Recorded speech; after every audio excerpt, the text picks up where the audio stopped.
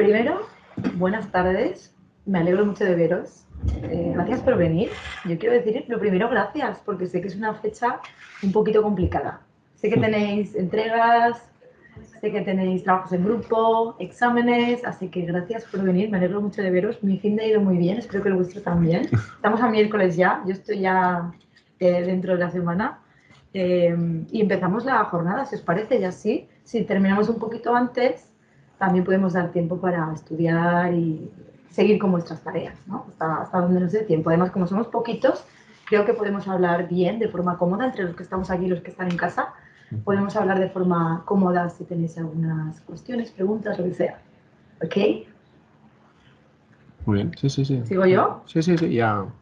Bueno. Nada, bueno, pues ahora me toca a mí. Y simplemente dar las gracias a Maite y a Ana, que han podido venir hoy a daros este miércoles más sobre el trastorno del espectro autista. Y bueno, también excusar la presencia de Marta, que sí que iba a acudir y por motivos personales al final, y laborales, sí, personales laborales, no he podido asistir. Y nada, ahora os dejo ya con la presentación, que seguro que lo van a hacer genial. Gracias. A ver, casi todos los asistentes y los que estáis aquí habéis sido alumnos míos. Y como siempre digo, es que me encanta ver caras conocidas.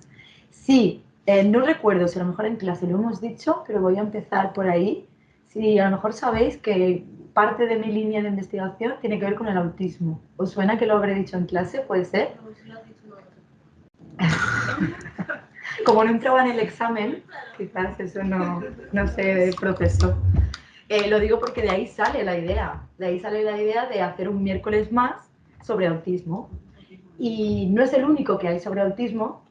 ¿Habéis estado en los otros miércoles más de autismo? La semana pasada. Hay otros. Se hicieron más tipo taller, más con casos prácticos, ¿no? Y es verdad que había mucho alumnado de tercero, de cuarto. Y esta vez hemos querido animar a más a los alumnos de primero y segundo para hacer un miércoles más sobre autismo, algo más introducción al autismo, un poco más general quizás, o más como aterrizamos en qué es el autismo o el TEA, concretamente el trastorno de espectro autista. Entonces, principalmente vamos a ver qué es el TEA, qué sabemos sobre el TEA y qué creemos que sabemos sobre el TEA, que quizás no es tan cierto. Así que yo voy a traer hoy aquí sobre la mesa 10 mitos sobre el TEA. Y a ver si entre todos los podemos combatir. Vamos a hablar sobre, bueno, vamos a cuestionar una frase que seguro que habréis oído, que ¿es muy TEA o es poco TEA? Esa es un poco la pregunta también que me planteo. ¿Se puede ser muy TEA y poco TEA? Es TEA pero poquito, es como poquito TEA, ¿no? ¿Eso qué es esto de ser muy TEA o ser poco TEA? Lo hablamos también, que os lo cuento. Hay otra pregunta, y es que el TEA es un trastorno que parece que está aumentando en los últimos años, está incrementando. ¿Por qué? Eso también lo hablaremos. ¿Quieres comentar algo? Pensaba que me estaba preguntando, ¿verdad? No. Luego os lo pregunto y ya me cuentas. Os estoy hablando un poco de lo que vamos a ver. Entonces, esta es la pregunta. No, pero además me encanta porque, bueno, los que habéis sido alumnos míos sabéis que a mí, hasta entre comillas, bueno, me gusta que me interrumpáis. Porque es como que siento que hay un intercambio. Así que no os preocupéis, cuando queráis levantéis la mano y los de casa también. Y lo vemos. ¿Cuáles son? A ver, es verdad que yo quería que viniera Marta Sanchís, que trabaja directamente con niños con TEA, y quería que nos contara más el abordaje, ¿no? La intervención. Y además ella sabe muchísimo, tiene mucho material y sé que podría haber aportado muchísimo. Por mi parte, yo voy a intentar cubrir un poquito esa parte, pero es verdad que yo me dedico más a la investigación. Entonces, directamente no he estado en la práctica con ellos, he trabajado codo con profesionales que están directamente con ellos, sobre todo maestros, pero eso, yo voy a intentar comentaros un poquito cuáles son como las intervenciones que tienen más evidencia científica y lo voy a defender con con mucha dignidad y con todas mis buenas intenciones. Pero entonces me comprometo a comentároslo un poquito por encima y luego también puedo daros fuentes de consulta. Entonces, en caso de querer buscar más cosas o si tenéis preguntas, os puedo poner en contacto con alguien o os paso alguna información, cositas de ese tipo. Entonces puede ser el puente de conexión con quien sí que os puede ayudar. Así que ver un poquito abordajes desde la evidencia científica, perspectivas de futuro y quizás podríamos aprovechar para en algún momento de la jornada os puedo contar qué es lo que hago en investigación sobre TEA. Y así, pues eso también es otra forma de conocer más sobre el trastorno desde el mundo de la investigación. Y por último, Ana, que está aquí a mi derecha. Ana es alumna bueno, ya alumna graduada, y ahora mismo está haciendo el máster de Jurídica.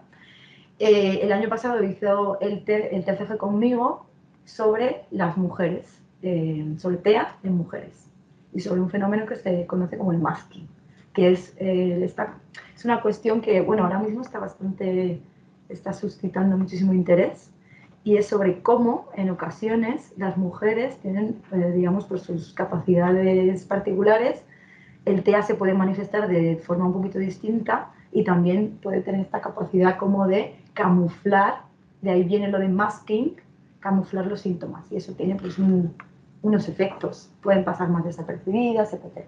Eso lo contará Ana después. Es un tema súper chulo, a mí la verdad que me interesa muchísimo, y cuando lo planteamos para el TFG, pues fue muy bien, porque fue de gran interés para las dos.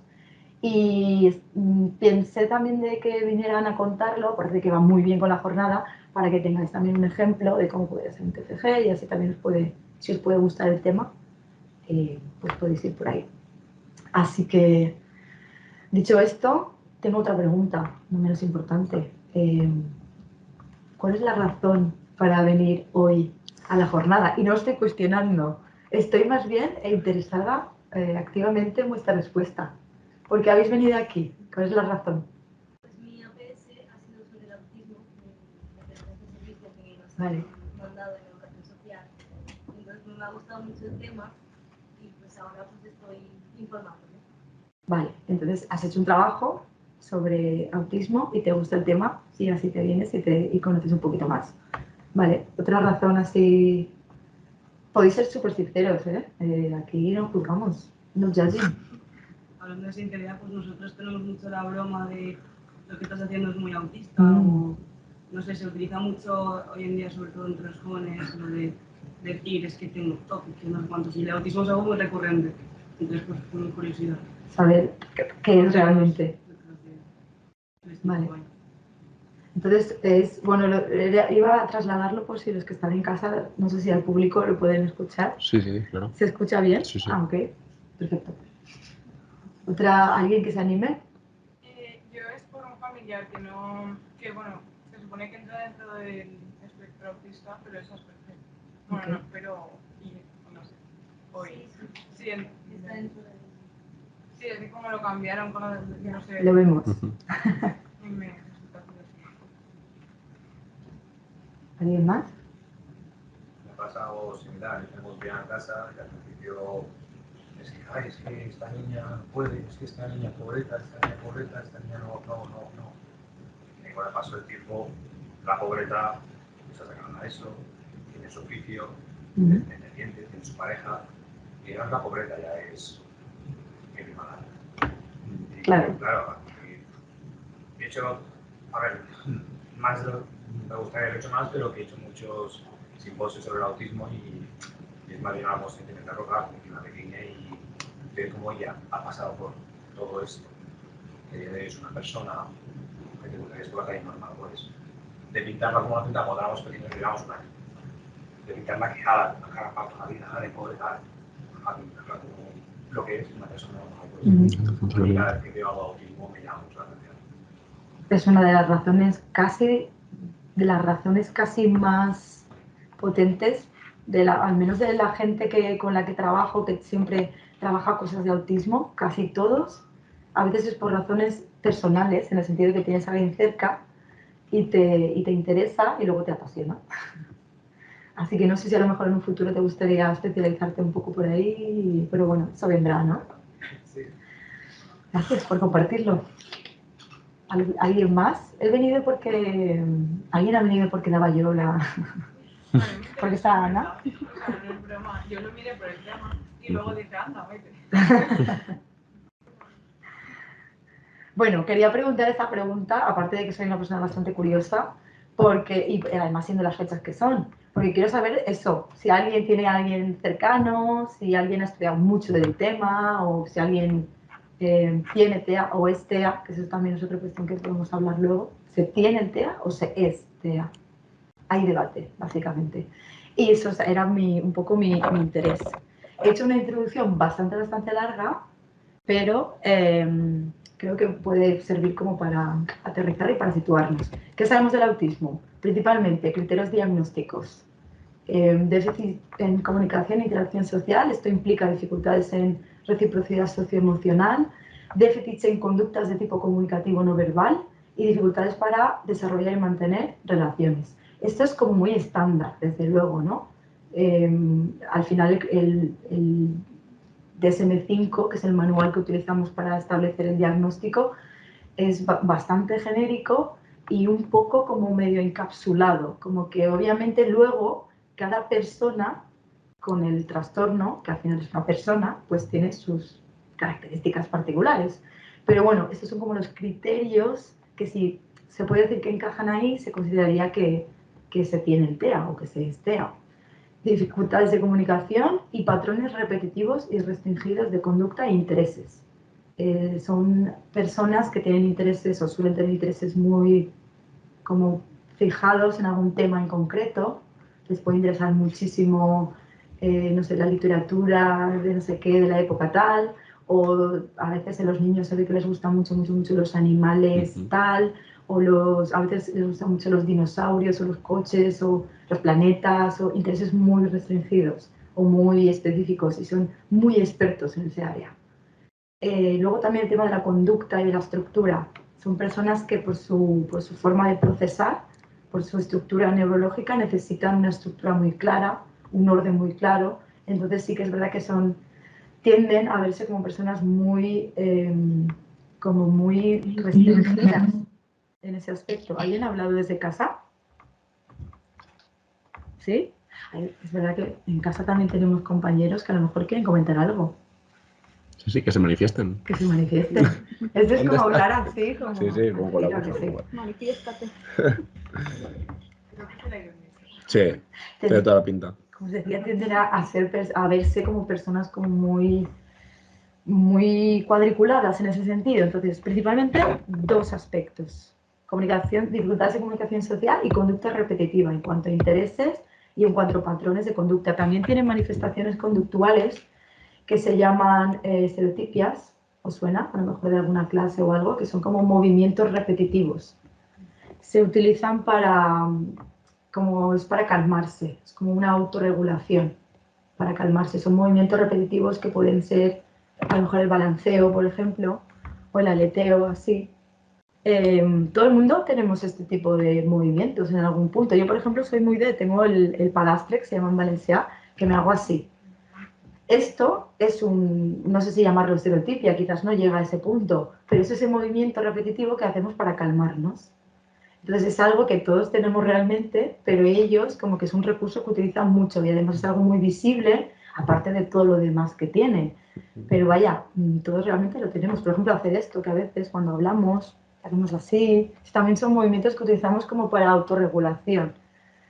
¿Sí? Es que justo, por ejemplo, tengo como la manía de tocar como...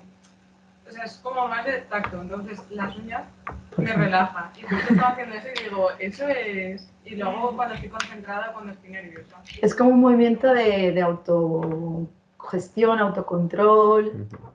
Y que cuando le has dicho, digo, como es tan pequeño, no sé si eso es como que abarque tanto... Claro, todos lo Porque hacemos. esto llama más la atención. Claro, No, claro. pero a lo mejor a un nivel pues es Exacto. un poco más funcional o más discreto y en su caso suelen ser conductas más visuales, aparte de que todo lo demás. Además, como son personas que tienen hiper o hiposensorialidad, tienen respuesta como por encima del umbral o por debajo del umbral en cuanto a sensorialidad, entonces a veces sí que necesitan esas estrategias, se acoge mucho más a esas estrategias. Entonces, con esto quiero decir que al final, aquella frase que siempre decimos todos de todos tenemos algo, todos tenemos, ¿no? Al final son conductas que todos tenemos como humanos. En su caso, son conductas que a lo mejor llegan a ser a llevarse a cabo en situaciones o de ser de un grado que puede llegar a considerarse, digamos, ya diagnosticable. Pero que, de hecho, hay una frase que me gusta mucho que se dice, no existe ellos y nosotros. No hay una línea que tú digas, están los que tienen cosas y nosotros que somos los sanos, ¿no? Tampoco no es tan así. Por eso muchas veces me gusta cuando hablo de esto poner ejemplos que a nosotros también nos pasa. En su caso, tienen, aparte de las estereotipias, más cosas y a veces el grado es un poquito mayor y además es más disfuncional. Pero vaya, todos tenemos un poquito de algo. En ese sentido entiendo las expresiones cotidianas de soy un poco TOC, es que tengo depresión, es que soy un poco TEA. Entonces, yo creo que sin ninguna mala intención lo hacemos porque realmente podemos identificar algunas características en nosotros mismos, porque al final la diversidad es un continuo, y más en el TEA. No, como os decía, no existen ellos y nosotros, sino que a veces es una cuestión de grado, muchas veces. Y no me enrollo más, porque si no, no terminamos la jornada. ¿Sí? Precisamente de camino a la universidad, esta mañana he hablado con un amigo mío sobre el TEA. Hemos hablado sobre si existe la posibilidad de que todos tengamos un cierto grado de TEA que se muestre de una forma más elevada o menos elevada. Claro, quizás hablar de tener un grado de TEA es como hablar mucho, pero tener alguna conducta, alguna preferencia, alguna característica que se pueda asemejar, claro, igual que a TEA, que a cualquier otra condición o cuestión. Vale, otra cosita importante que habéis dicho antes, de hecho habéis dicho, mi primo tiene Asperger, has dicho, ¿no? Es una cuestión que teníamos en el DSM-4, que teníamos como varios tipos de TEA, por decirlo así. De hecho, se dice que era una concepción categórica, es decir, hay como unos cajoncitos y cada persona con TEA encaja en un cajoncito. Está el trastorno autista, el síndrome de Asperger, el RED, el trastorno general del desarrollo, desintegrativo infantil. Entonces era como una clasificación al uso. Actualmente hemos abandonado esa idea y con el DSM-5 tenemos una concepción más de espectro. De hecho, TEA corresponde trastorno del espectro autista, ¿no? Entonces es como un espectro, un continuo, y hay grados en todo caso. Grado 1, grado 2 y grado 3, que depende del tipo de apoyo, de estructuración y de soporte que necesitan. El grado 3 es el que necesita mucho más soporte y el 1 es el que necesita menos. Entonces, para ir yendo, a ver, la expresión es muy de ir por casa.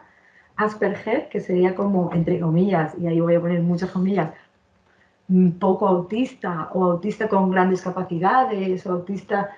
Ahí pongo muchas comillas porque son como etiquetas que damos las personas para entender la situación, pero no siempre se corresponde. Pero bueno, el grado 1 podría ser más o menos el Asperger. Pero se considera que es más adecuado hablar de grados porque al final es un continuo, como decíamos. No puedes clasificar tampoco en cajas de forma clara. Es mucho más, se corresponde más con la realidad, lo que ahora mismo tenemos con el DSM-5. Y para hoy he querido rescatar este tweet que me gustó bastante, no sé si lo habéis visto, y que tiene que ver con esto del continuo. Y ahora me voy a corregir a mí misma, porque he dicho, esto es un continuo, es un continuo, es un espectro. De hecho, también se dice que las personas con TEA son muy diferentes unas de otras. Y decía que me voy a corregir, porque incluso se llega a decir que no es que sea un continuo, como veis lo de arriba, no es que sea lineal, de muy TEA a poco TEA, no es una cuestión de ser muy TEA o poco TEA, eso son expresiones que, bueno, coloquialmente nos sirven, pero en el marco formal académico debemos abandonar, porque esto no es una cuestión de ser muy TEA o poco TEA, es una cuestión de que cada TEA tiene su perfil, y ya está, una persona con TEA. Arriba tenemos lo que sería un constructo. Es de, como decíamos, un poco autista a muy autista. Esta idea la vamos abandonando poquito a poco y vamos a pensar más en una idea como en forma de red, como lo que veis abajo. Hay distintas cuestiones como diferentes habilidades sociales, intereses restringidos, conductas repetitivas, sensorialidad. Hay quienes tienen hipersensorialidad, quienes tienen sensorialidad, regulación emocional, etc, etc. Y en cada dimensión la persona puede tener, por lo que sea, pues más hipersensibilidad, hiposensibilidad o mayores dificultades, menores dificultades en cada dimensión. Entonces, al final el resultado se puede representar mejor como una red más que con una así, en plan lineal, ¿no? Entonces, este creo que no era ninguno de los 10 mitos, pero va a ser el mito 11. No hay personas muy autistas y poco autistas.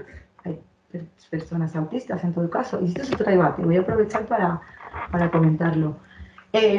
Cuando yo empecé, que no hace tanto, no soy tan mayor, cuando empecé a estudiar el autismo, siempre me decían, no, la persona no es autista, tiene autismo, porque no te define como persona, ¿no? Pero es verdad, y quiero decir que últimamente estoy leyendo mucho sobre personas que reivindican, personas con autismo, que reivindican que no tienen autismo, son autistas. Y es una concepción, es ese matiz de que no es que yo soy una persona y además tengo esto que parece que lleve ahí como una pegatina o una mochila o un algo. No lo tengo, lo soy. Porque para ellos el autismo es un trastorno del neurodesarrollo que afecta a cómo estructuran a nivel neurológico toda su estructura. Entonces eso afecta a cómo perciben el mundo, cómo viven el mundo, cómo son, cómo todo, afecta a todo. Entonces sí que he visto compañeros, incluso personas con autismo, que dicen que ellos reivindican decir que son autistas y que tienen como a lo mejor un procesamiento autístico. A mí todavía me suena un poco raro, porque me acostumbré a decir persona con autismo, evitando esta idea de que la persona no te tiene que definir. Pero no sé qué pensáis. ¿Qué pensáis? A mí me recuerda a lo de persona discapacitada, persona con discapacidad. Sí, algo así. Y al final lo estuvimos debatiendo una vez en clase y dijimos lo de depende de la persona. Ahora está afectado a la de con discapacidad, porque es lo que se afecta. Hay personas que prefieren lo de determinada diversidad funcional, pero ya depende de la persona. Y si la misma persona prefiere discapacitada, pues que no voy a ser quien le diga no te va a llamar así. Ya, claro, por supuesto. Yo optaría por, creo que igual que con lo de discapacidad, diría con primero y luego si prefieren, o sea, con autismo sería en este caso, pero si prefieren autista, sin ningún problema, porque no es nada normal. Y cuando estuve en el voluntariado, no quiero en ningún curso, que podíamos seguir voluntariamente, y discutimos ese tema y llegaron a la conclusión de que las personas cuando se presentan dicen soy una persona con autismo, porque al decir soy una persona autista como ya te hace definirte como persona. Es una persona que tiene eso, no es en sí. Eso. Sí, No es la definición de la persona autista, sino igual que una persona que tiene ansiedad, soy una persona con ansiedad, no soy una persona ansiosa. Sí, bueno, en esa línea iba lo que decía Maite también, ¿no? De que todavía falta... Sí, eso es. Depende de la interpretación que le dé cada uno. Justo así, en la sala estamos viendo eso, que todavía hay debate y que tiene sus... eso. Sí, de hecho, yo que estoy más con el tema de la discapacidad física, sí que es verdad que en muchas veces te empeñas en llamar personas con discapacidad o en tal, y directamente a la revista, que son gente muy especializada, sean psicólogos, sean tal, que dicen no, discapacitados. O sea, sobre todo en inglés, ¿vale? En lengua inglesa. Sí. Pero que también hay sus diferencias entre...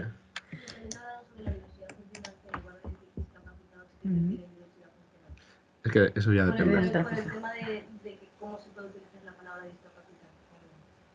El tema del autismo, es verdad que lo he leído sobre todo en contextos anglosajones, que dicen autistic people, I'm autistic, y ellos lo defienden porque creo que, por lo que yo percibo, creo que no lo toman igual que cuando dices soy discapacitado, o soy, para ellos tampoco es así, porque como el procesamiento es otro, es como si tuvieran otra programación mental, entonces ellos sí que lo reciben bien, o por lo menos de los que he leído, que son los que estaban a favor. Yo no tengo ninguna opinión todavía sobre ello, y como sé que es algo que es muy nuevo y que viene de Estados Unidos probablemente, y a lo mejor en algún momento llega, quería preguntar qué opinabais de ello.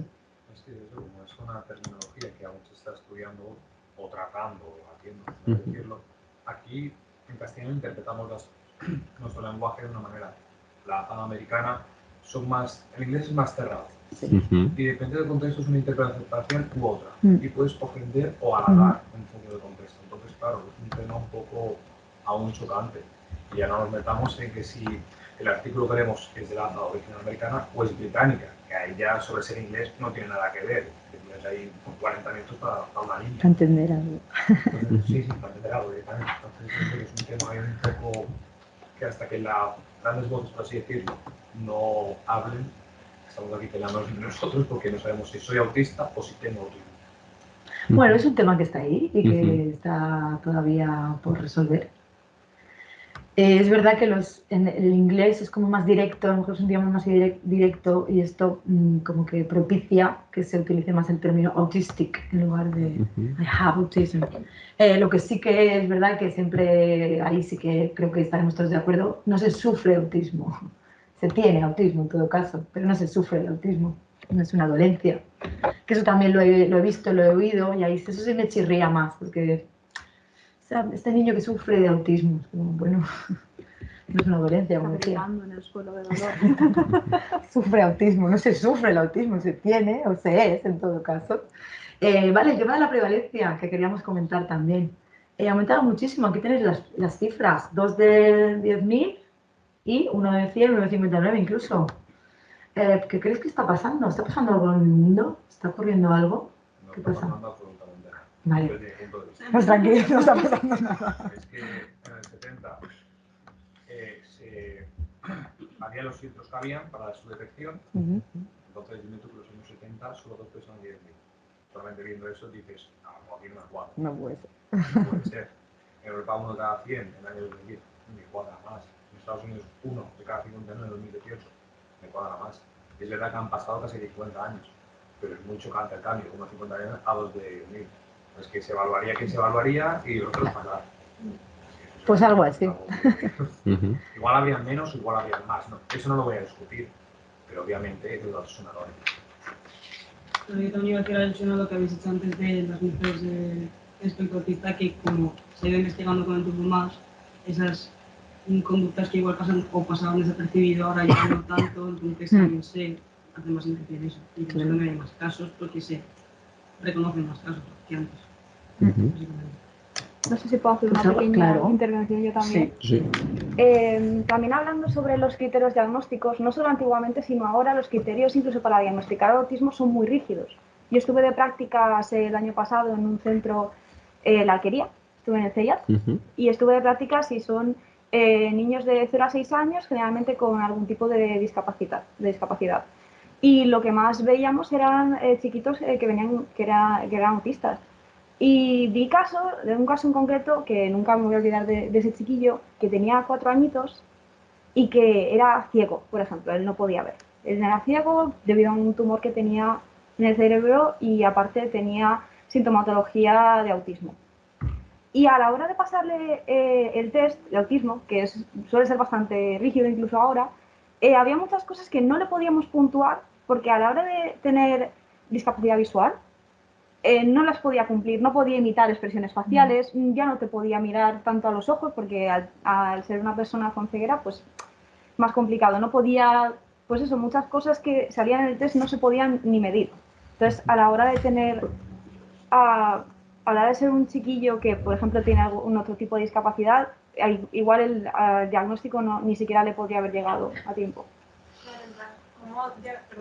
¿Cómo diagnosticas ese caso? O sea, si no están adaptados los test para esas personas.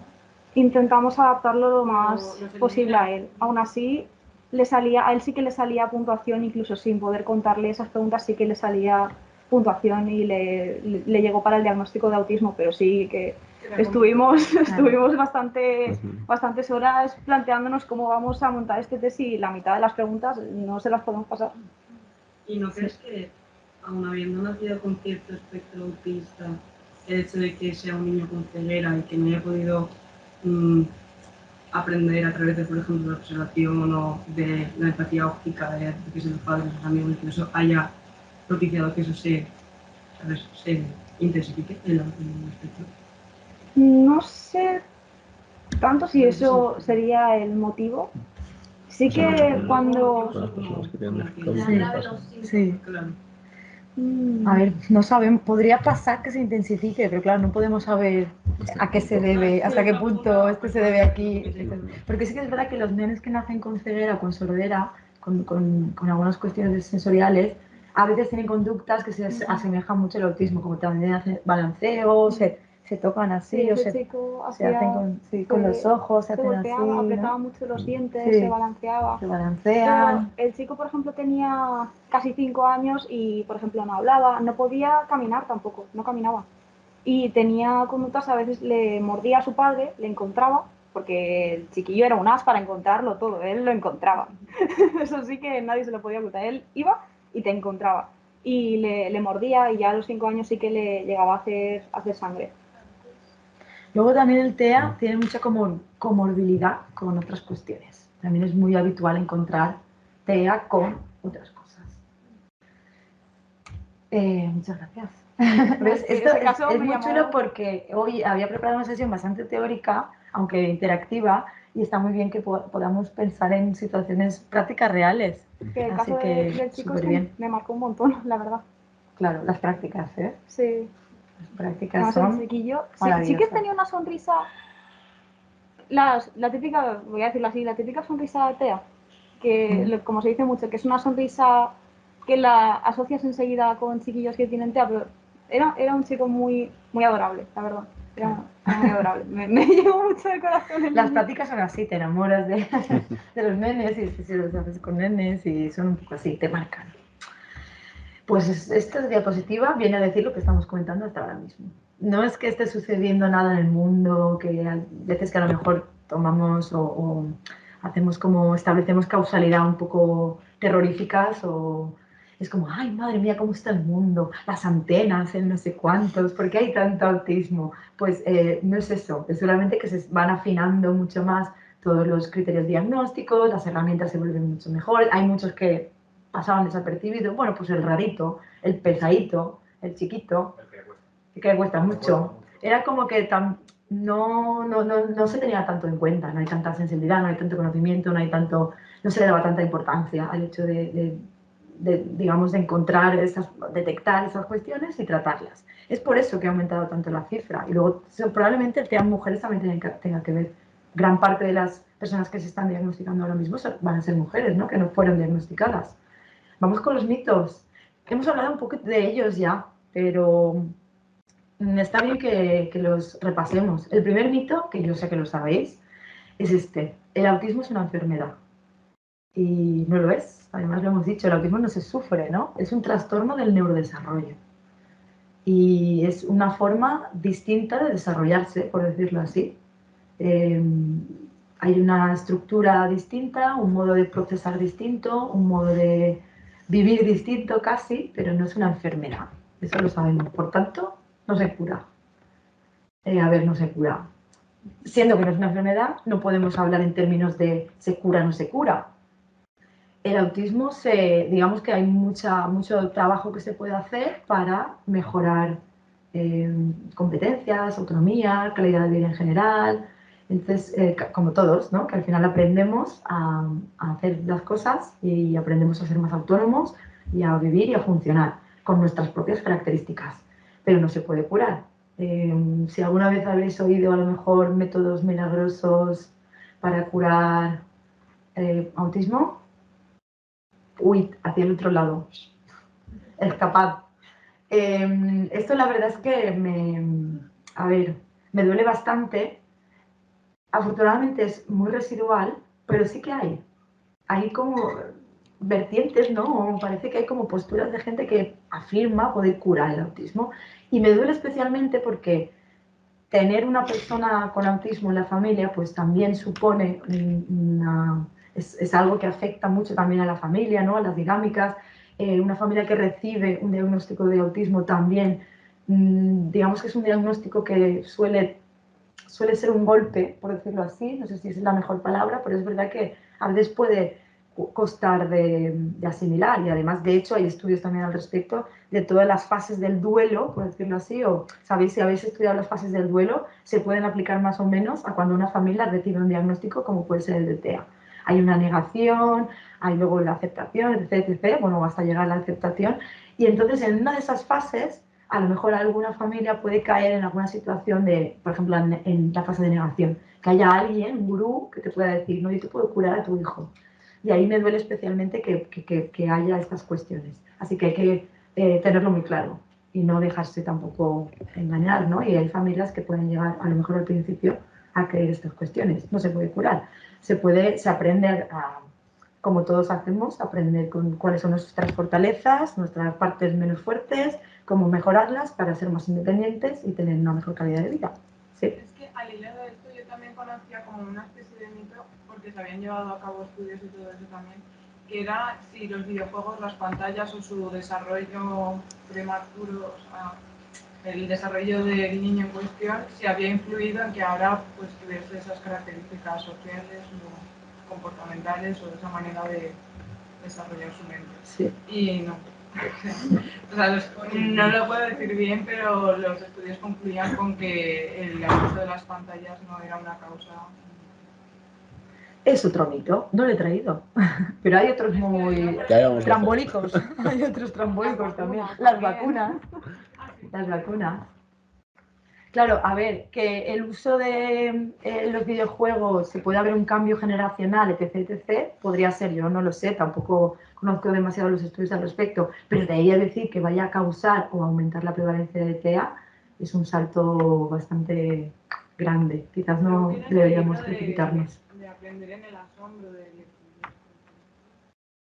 Hay muchos mitos del autismo, yo he traído 10, así que ese tendremos que sumar al 12, porque el 11 era, no se puede ser muy autista o poco autista, ¿no? Eso, bueno, el lenguaje cotidiano lo utilizamos y más o menos nos ayuda a expresarnos, pero si queremos hablar con propiedad y entenderlo bien, pues ese era el 11, ese va a ser el 12, ¿no?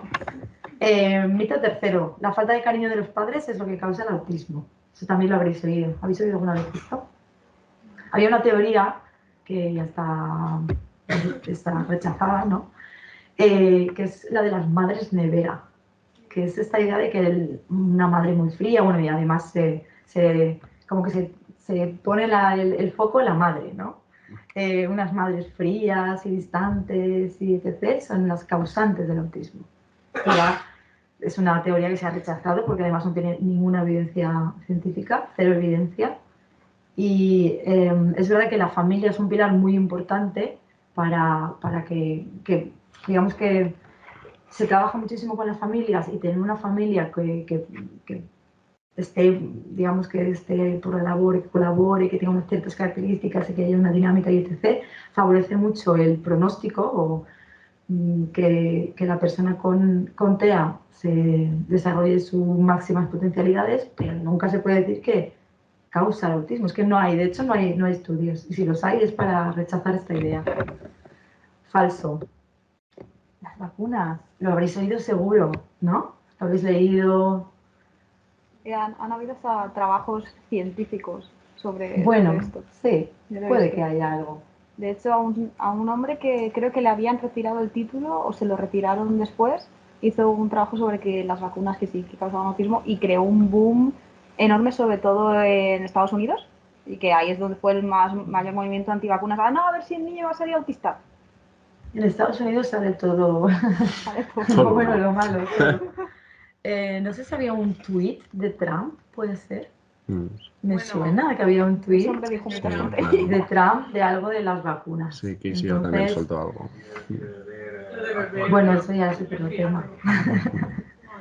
Pero sí, es otro de los mitos. También hay estudios que rechazan esta idea. Puede que haya estudios que apoyen la idea, pero ahora es buen momento para deciros que cuando veamos a lo mejor un tuit o algo así o un titular, eso, las personas que escriben el tuit o el titular ya saben cómo hacerlo para llamar la atención, ¿no? Entonces, si realmente un tema nos interesa y vamos a hablar de ello, nos tenemos que informar, entrar a ver el estudio, cómo se ha hecho, si realmente tiene si ha sido una metodología sistemática, fiable, etc. Momento para aprovechar para decir esto. Mito 5. Las personas con TEA prefieren permanecer aisladas, evitar el contacto con los demás. Son personas que no quieren contacto con los demás. Es otro mito. Mito en el sentido de que a veces no es que no quieran contacto, sino que no tienen las herramientas.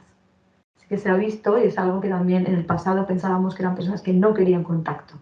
Pero ahora se ha visto que hay algunos que sí que desean ese contacto, pero no tienen las herramientas. Por su manera de procesar, a veces les cuesta leer las señales de tipo social o les cuesta llevar a cabo las conductas de tipo no verbal. Todo el mecanismo de relación social les cuesta, pero sí tienen deseos de relacionarse.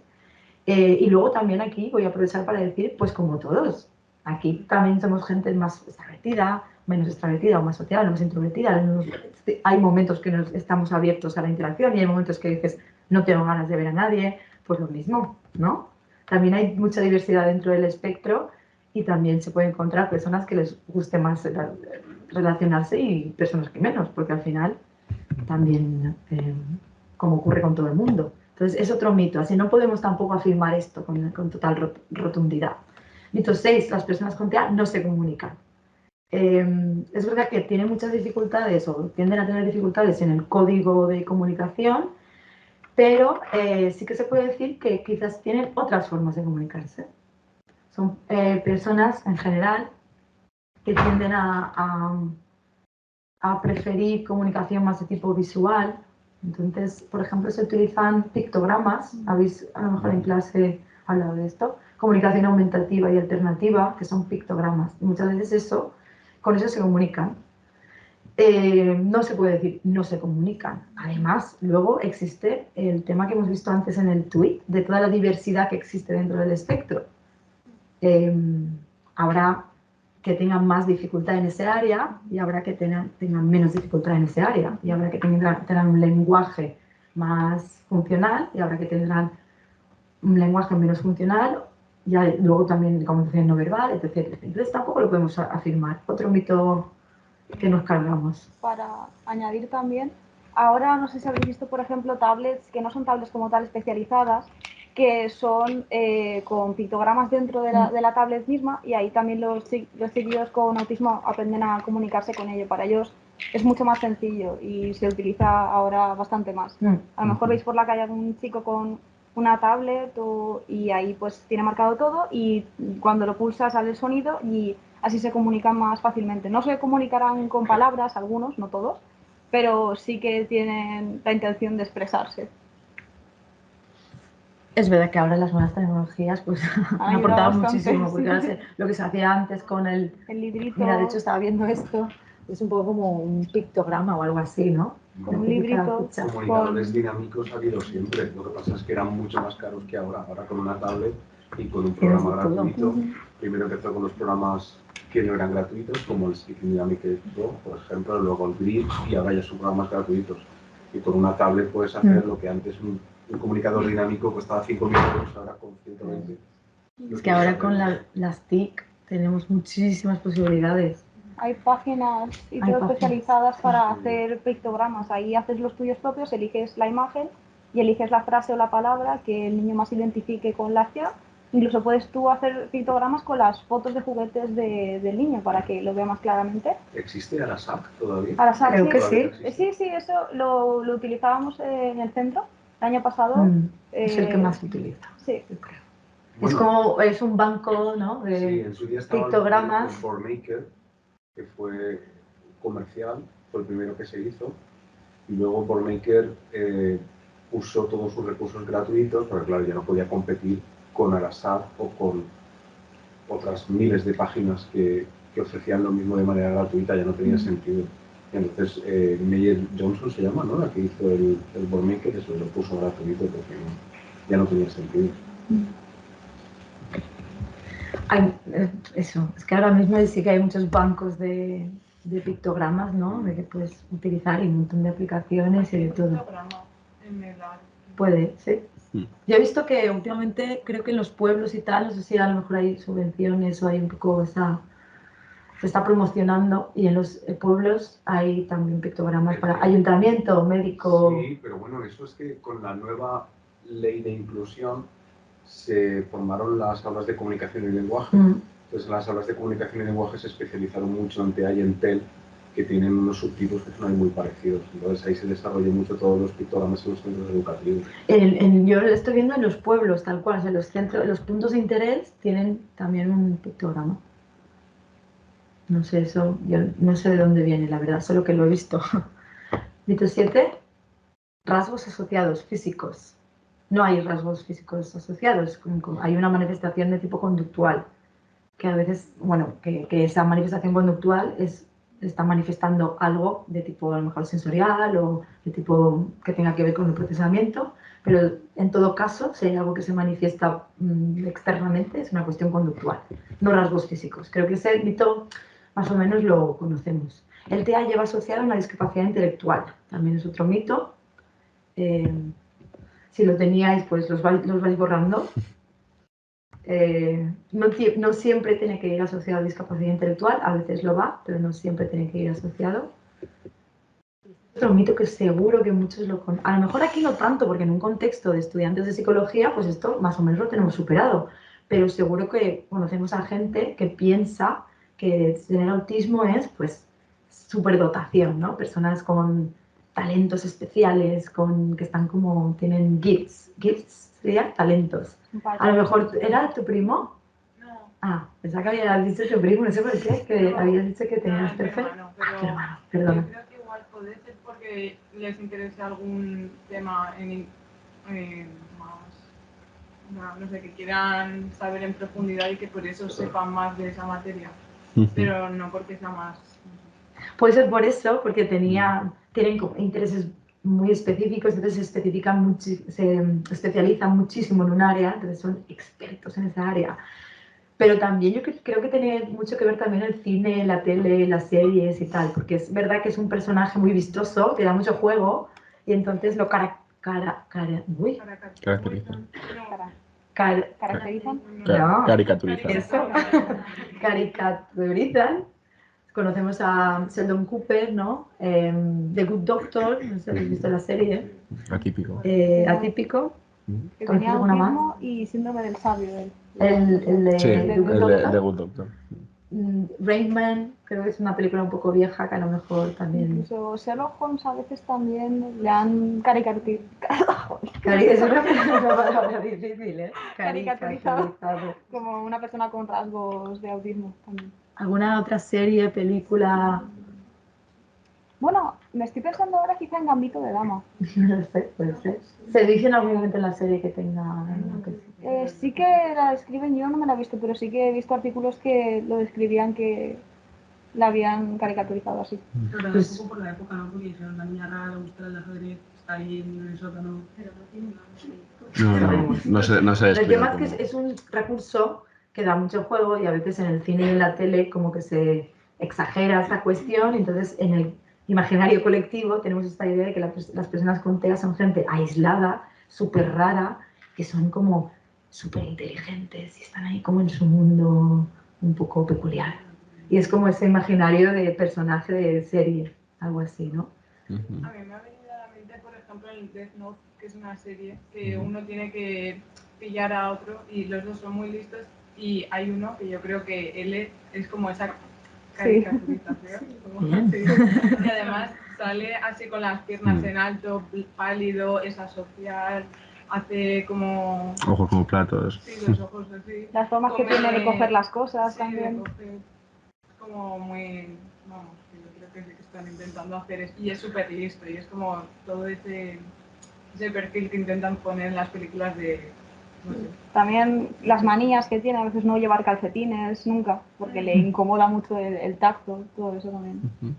Pero eso me lo conecto con algunas personas con TEA, adultos que te dicen, es que a mí la gente me dice, es que no pareces TEA, o es que tú puedes tener TEA, tú tienes TEA, no se te ve TEA, porque hemos tenido, o sea, creamos esta idea de lo que es una persona con TEA y muchas veces tiene que ver con eso, serie, televisión, eso, todos los mitos. Con lo de rasgo físico, por ejemplo, yo no o sea, nunca lo había pensado en mi oído, y luego he pensado que le pongan blanco también. Yo creo que es como esa imagen de, es que no salen de su casa. Ya, Sí, puede ser. Sí, lo acabo de pensar. De la construcción del personaje, ¿no? Sí. Que sea blanquito. blanco pálido, larguirucho, así, delgadito. Yo muchas veces cuando se Pero conoce- no es así. No es así, pero hay, mira, claro, por hay ejemplo, diversidad como los lo personajes hay que hemos en las mencionado, personas. todos son así, pálidos, Sí, blanquitos, altos y delgaditos. También está un poco esa concepción. Hay una, sí, la serie Atypical también Sí, es también así. igual, muy Sheldon. Muy Sheldon. Bueno, pues es otra de las ideas que solemos llevar. La última, venga. Pero perdona, pero Sí. en Atypical sí se habla de un diagnóstico, mientras que de Sheldon Cooper nunca se Nunca habla se de habla, la no. serie. No, de hecho, sí. Yo creo que en Atypical está bastante bien Sí. hecho el perfil más que en otros. Sí, hay Sí, series sí, que está un poco pero- mejor hecha que en Que hay otros. un guión detrás, hay una... No, sí, una sí, sí. Sponsorización, o cómo se llama, asesoramiento. ¿no? Asesoramiento, sí. También hay una serie en Netflix que se llama Amor en el espectro autista, que son como autistas que los meten citas a ciegas y como que explican las peculiaridades de cada uno y cómo se comportan y por qué. Y...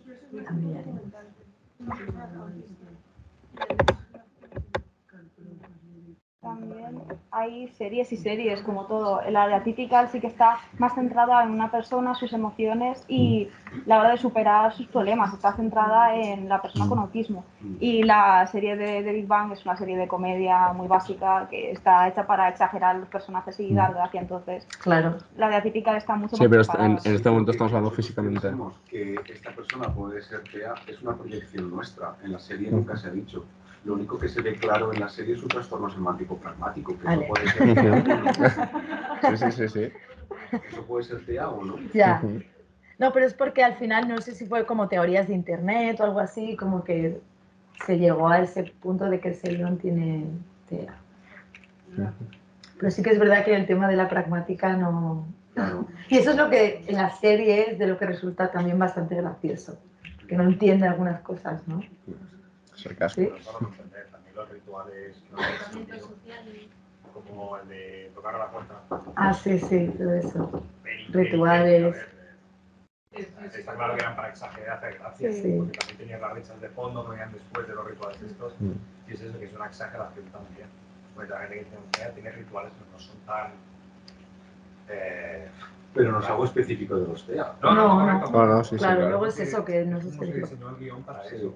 Bueno, yo creo que son teorías de internet que salieron y todos hemos asumido que tienen TEA, pero no sé, podría no Sí, ser. no, en este caso, cuando estamos hablando de atípico, era más que nada por el somatotipo de la persona, ¿no? A nivel físico, de cómo... Está bien hecho. Ah, vale. No, cuando hemos... Claro que tú has dicho eso, pero no estamos refiriendo a nivel físico, que era muy Sheldon, pero que lo habían, así como lo que me vas a hablar, larguirucho, muy blanquito, pues no sé de cómo estaba hecho. Justo el ejemplo que acabas de dar, antes de ser diagnosticado mi familiar con lo de Asperger, justo hacía lo de hacia ro en la puerta. Y nunca no sabíamos por qué, o sea, es su manía, pero es que la tiene toda la vida. Y justo ahí lo caricaturizan y creo que es que puede ser que es lo que hemos dicho, dependerá de la persona. Y Sí. que haya personas, pero ya te digo que desde que tengo uso de razón, mi hermana hace ro, igual, 20 veces. Yo sí. Sí. Entonces, yo creo que depende de la persona. O sea, no es Sí, que claro. sea autista y tenga que hacer eso o lo que sea. Depende. Lo que tiene que ver con el mito, sobre todo, es la idea de que si no sabes sobre el TEA, es posible que pienses que son esa idea de persona súper lista, un genio, incomprendido o algo así. El último, agresivas. Puede que alguien piense algo así, ¿no? Que son personas agresivas. No se puede decir que sean agresivas. Es verdad que a veces pueden tener algunas por cuestiones de incomodidades, porque ellos, como decíamos, son personas que por su forma de procesamiento, necesitan una estructura más clara, no se encuentran cómodos cuando las cosas cambian de forma brusca, necesitan tener siempre la información para poder anticipar. Entonces eso, si el entorno a veces no es favorable en ese sentido, sí que digamos que se puede derivar en una conducta agresiva por esa dificultad que puedes estar teniendo a nivel interno, a nivel de sensorialidad también. Entonces puedes estar sintiendo cosas que por dificultad de expresión puede eso luego derivar en una conducta agresiva. ¿Sí? También las la conducta agresiva puede ser con las personas o con ellos mismos. Sí. A mí había un chico que no paraba de pegarse al no poder regular sus emociones y autogestionarse. Su forma de frustrarse era dándose golpes en la cabeza y teniendo un moratón aquí enorme. O también, pues, yo qué sé, salir corriendo y terminar con todas las mesas o todas las sillas, tirarlas por el suelo, porque es una forma de todas las emociones que tienen dentro, pues es una forma de liberarlas. Sí, exacto. En ese sentido no es una agresividad instrumental para infligir daño al otro o para lo que sea. No es una violencia en ese sentido. Sí, es más como un mecanismo para canalizar o para descargar o para...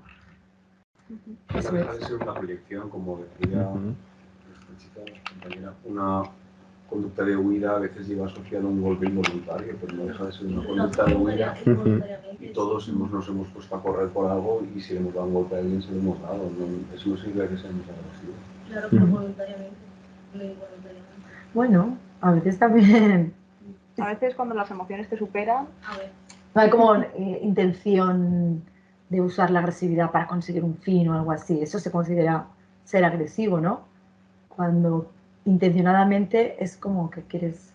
Siempre que hablamos de violencia tenemos que hablar de intencionalidad, de esa intencionalidad agresiva, si no, no se puede hablar de un acto violento como tal. En ese sentido decimos que no son personas agresivas, no se puede decir eso. Sí. Tienen jurídica. Una persona que le cuesta expresarse, comunicarse, a los niveles de ansiedad que encima le cuesta gestionarlos, ¿qué esperas? ¿Qué esperas? Que esa persona no intente vivir, no intente escapar de la situación o de ese escenario, haga lo que sea. Su intención no va a ser agresiva, su intención es de supervivencia. Es de, esto me duele, no quiero estar aquí. Entonces, ¿cómo puede ser? La persona que no lo entiende o que no lo ve o no sabe gestionarlo, dice que es agresiva, que no sabe una montea. Luego tuvo que cerrar y no te va a dejar. De hecho, sí, es que se ve mucha mejora en ese sentido cuando se adapta al entorno, cuando se crea una rutina, cuando ellos pueden encontrar modos de anticipar lo que va a venir después. Se ve muchísimo la reducción de todo este tipo de conductas, porque al final, como decíamos, la conducta es solo una manifestación de un desajuste. Entonces, si tú les ayudas, ese desajuste no va a ser tanto y no va a haber tanta conducta agresiva. Eso que Se nota también, mucho. igual también se le suma la falta de empatía. Si ellos tienen ciertas conductas normalizadas que igual a las otras personas no las tienen, el expresarlas a las otras personas igual sí que les pueden parecer más agresivas que a lo que... ¿En qué sentido? ¿Como verbal o algo así de no me importa? O Lo que las otras personas lo perciben como algo Como agresivo. cuando la persona desadaptado, igual, una conducta claro. desadaptativa. Ah, falta de empatía por parte de quien observa.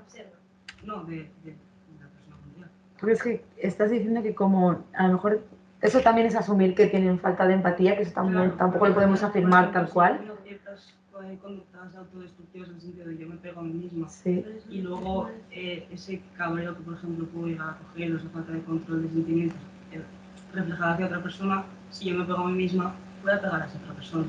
No sé, ahí, estamos otorgando una intencionalidad que no sé. Creo que es más como un mecanismo de descarga, más que. Sí que se han llevado estudios a cabo que es de lo que estaba señalando ella, de que tenían un número menor de neuronas espejo, que son las que menos. Eso algo hay, pero claro. Pero eso no se lleva al ámbito de que cuando te pegan o algo sea por falta de empatía.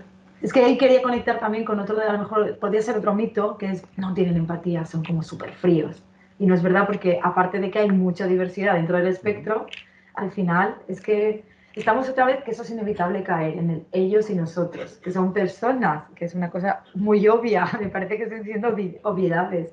Y también hay diversidad en cuanto a empatía. Y tampoco se puede afirmar no tienen empatía. A lo mejor no disponen de toda la estructura o de todo el tejido que a nosotros nos permite tener empatía, a los normotípicos, entonces no lo tienen igual, pero tampoco se puede afirmar no la tienen. Entonces es verdad que después de todo esto a veces nos queda esta idea de, ay, y que es como puede ser cualquier cosa. Es que es verdad que hay mucha diversidad. De hecho se llama espectro autista, ¿no? Incluso no solo espectro lineal, sino que estamos abandonando la idea lineal y ahora es como circular.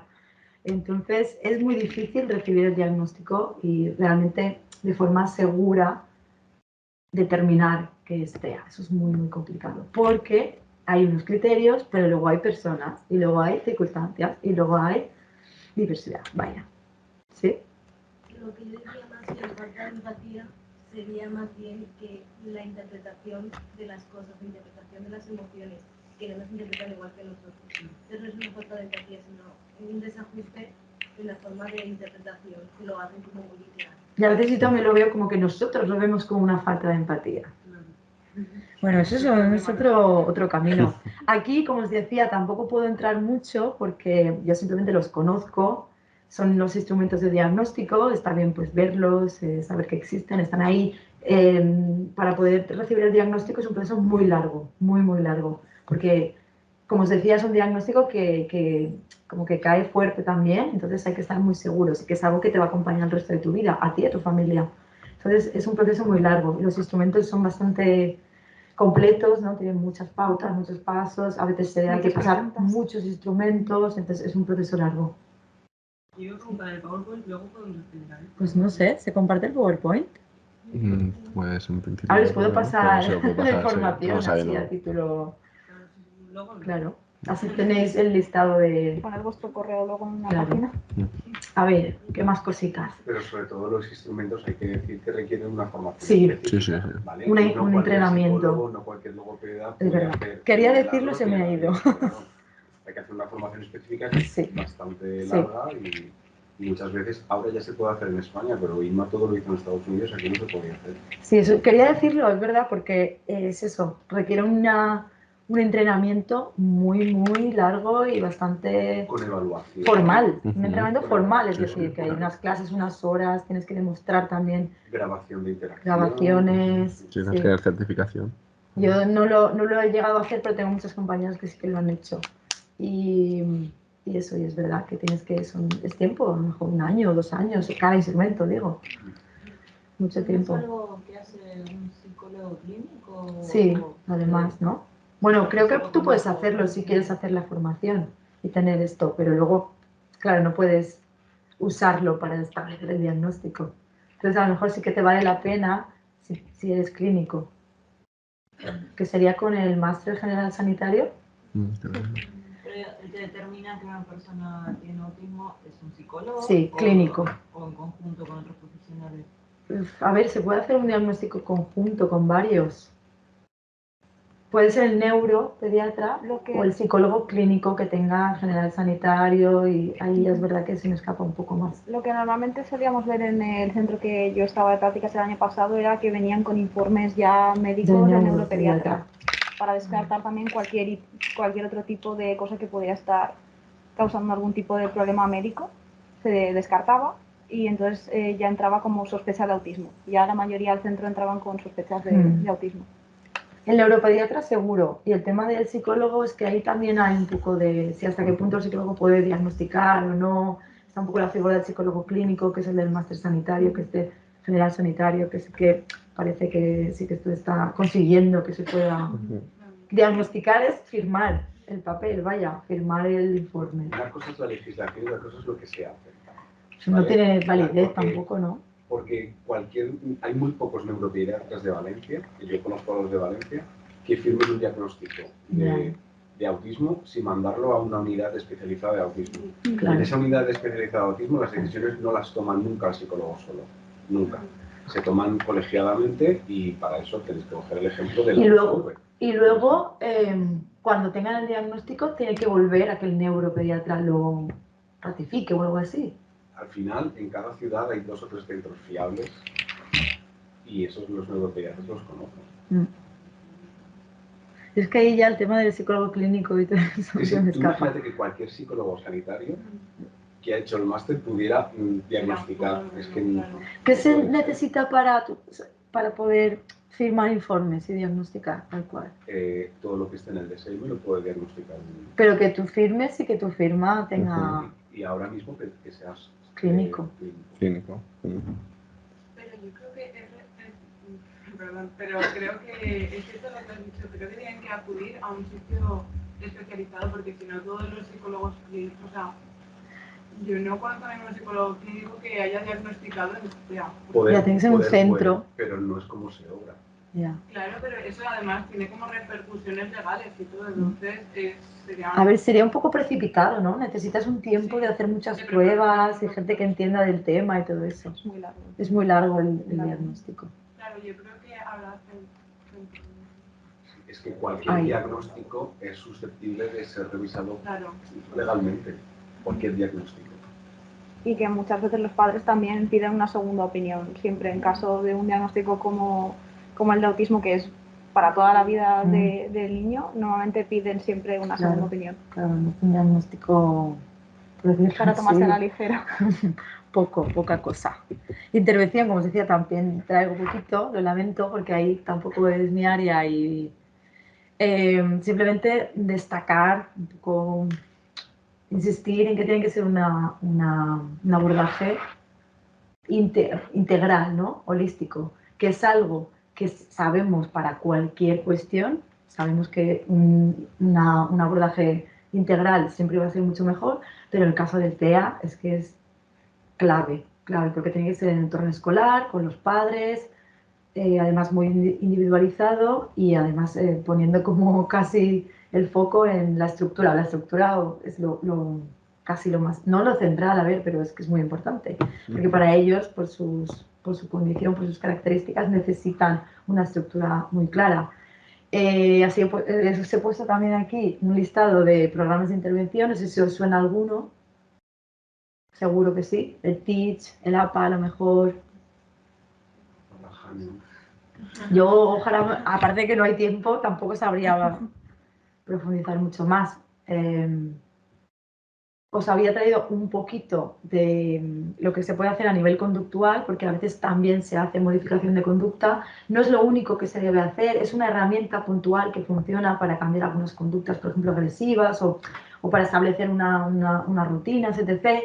Pero también, desde luego, se tiene que hacer una intervención a otros niveles, porque si te quedas en la conducta y solo modificas la conducta, es como que tampoco estás abordando el tema sensorial a lo mejor, o más interno, más de procesamiento, más que es lo que en primera instancia puede estar causando la manifestación conductual. Entonces, es verdad que se utiliza muchísimo, no nos vamos a engañar, todo el tema del abordaje conductual, porque es efectivo, funciona puntualmente y tiene unas estrategias muy claras, como el tema de refuerzos, castigos, extinción, economía de fichas, todo eso. ¿Podrías explicar un poquito lo de economía de fichas? Es que lo he leído justo. Lo que es la economía de fichas es un programa de modificación de conducta que combina refuerzos, sobre todo, y está como sistematizado. Es como este dibujo de aquí, está representado con el dibujo. Tienes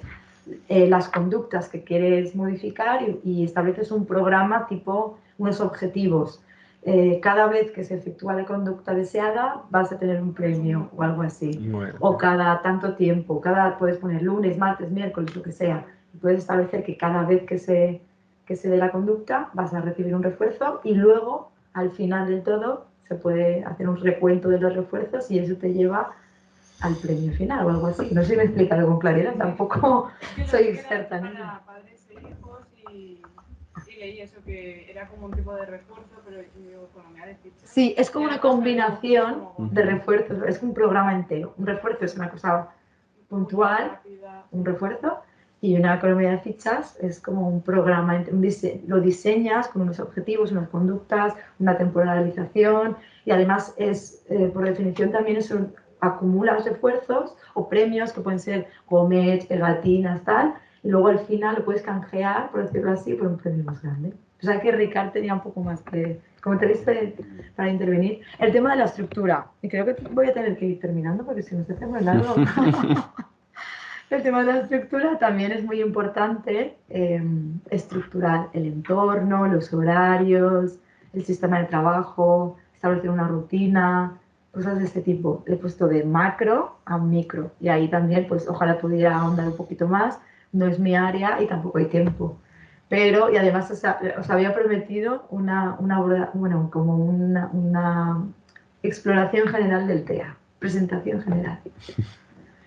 Aquí un poquito, unas pequeñas imágenes de, por ejemplo, el método Teach, que es súper conocido. Si entráis en internet hay mucha información. Tiene como unos pilares básicos, que entre ellos está la estructura y el uso muchísimo de la imagen, etc. Entonces, por ejemplo, esto se ve aquí en la imagen de arriba, como hay rincones. El aula se utiliza sobre todo en contexto escolar. El aula está dividida por rincones. Entonces, cada rincón es para una cosa. Y eso, aunque nos parezca una cosa como muy básica o muy tonta, tiene mucha importancia porque organiza mucho el espacio. Luego también abajo tenéis aquí como esto representa como una especie de cronograma o temporalización de las acciones que vamos a hacer en el día de hoy. Entonces ellos tienen, bueno, lo hacen así como muy con velcros y tal. Ahora se puede hacer también con tablas y con pantallas, pero yo lo he visto mucho con velcros. Entonces, de izquierda a derecha tienen como todas las conductas: llegar, saludar, sentarse, sacar el cuaderno, no sé si es eso exactamente, pero tienen como todas las conductas o los sucesos que van a ver durante el día.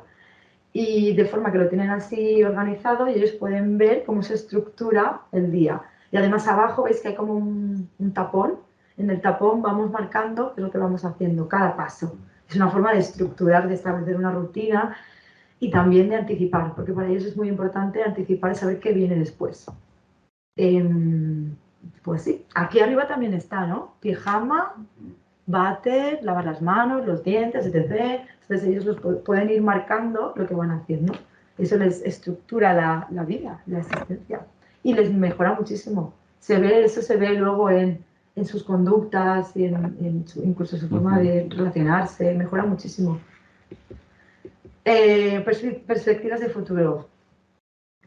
En cuanto a investigación, por ejemplo, o en nuevos abordajes, las líneas van hacia una concepción más de diversidad, no tanto ellos y nosotros, o no tanto muy autista, poco autista, sino entenderlo como que cada uno tiene unas capacidades en las que tienen fortalezas, debilidades, o qué se puede mejorar, cómo se puede abordar. Entonces, una concepción más, como decíamos así, más circular. El tema en el cole, acoso, bullying, riesgo de exclusión o riesgo de abandono, etc., de fracaso, etc. Todo eso también son como líneas futuras. Y detección temprana. Y aquí es donde quería hablaros un poquito de un poco la investigación que he llevado a cabo en los últimos años. Aprovechando que he venido y estoy aquí, intentaré no enrollarme mucho. ¿Os interesa? Un poquito, bueno, ya sé que ibas a decir que sí, porque como vas a decir que no, creo que queda mal, ¿no? 10 minutos. Un poquito mi línea de investigación va en la detección temprana. Es intentar aspirar, dentro de la dificultad que supone y que también diagnosticar o detectar de forma demasiado temprana puede resultar muy, como es demasiado pronto, ¿no? Porque es como decíamos, es un diagnóstico que hay que estar muy seguros de ello, que además en las primeras fases se asemeja mucho a otras cosas, a trastorno específico del lenguaje, que ahora es trastorno del lenguaje. Se asemeja mucho a las manifestaciones conductuales, entonces no nos queremos precipitar, pero queremos aspirar como a encontrar el punto más temprano en el que se pueda empezar a detectar para empezar a trabajar pronto, porque eso se nota muchísimo luego en las familias y en los nenes y todo. Luego, digamos que luego su calidad de vida mejora muchísimo, porque desde pronto se pueden ver fortalezas, etc., trabajar los puntos que se necesitan trabajar, entonces va a ser el pronóstico, digamos, es mucho mejor. Este es el artículo en el que queda plasmado gran parte de la investigación que hice con mi equipo, y os cuento rápidamente de qué va. Es un estudio longitudinal, tiene más momentos de evaluación, pero principalmente estos tres, y son los que están en el estudio, en el artículo: 8, 12 y 18 meses. Estamos con bebés. Estamos con bebés neurotípicos, no con TEA, con un grupo de bebés, y vamos siguiendo su evolución en cuanto a comunicación prelingüística. Hacemos como una prueba que dura como una horita. Vienen los bebés con sus padres con algún cuidador y en una sala que está preparada para ello hay unos juguetes, hay unas cámaras porque se graba en vídeo. Hacemos la prueba que es jugando y mediante el juego hay que identificar una serie de conductas no verbales que se consideran prelingüísticas, porque son como la previa al desarrollo del lenguaje, que ahora os cuento también. Entre ellas, la principal se llama atención conjunta. Entonces, vamos evaluando en varios momentos la atención conjunta y hacia los 18 meses, que es como año y medio, 2 años, empezamos a hacer un screening de primeros riesgos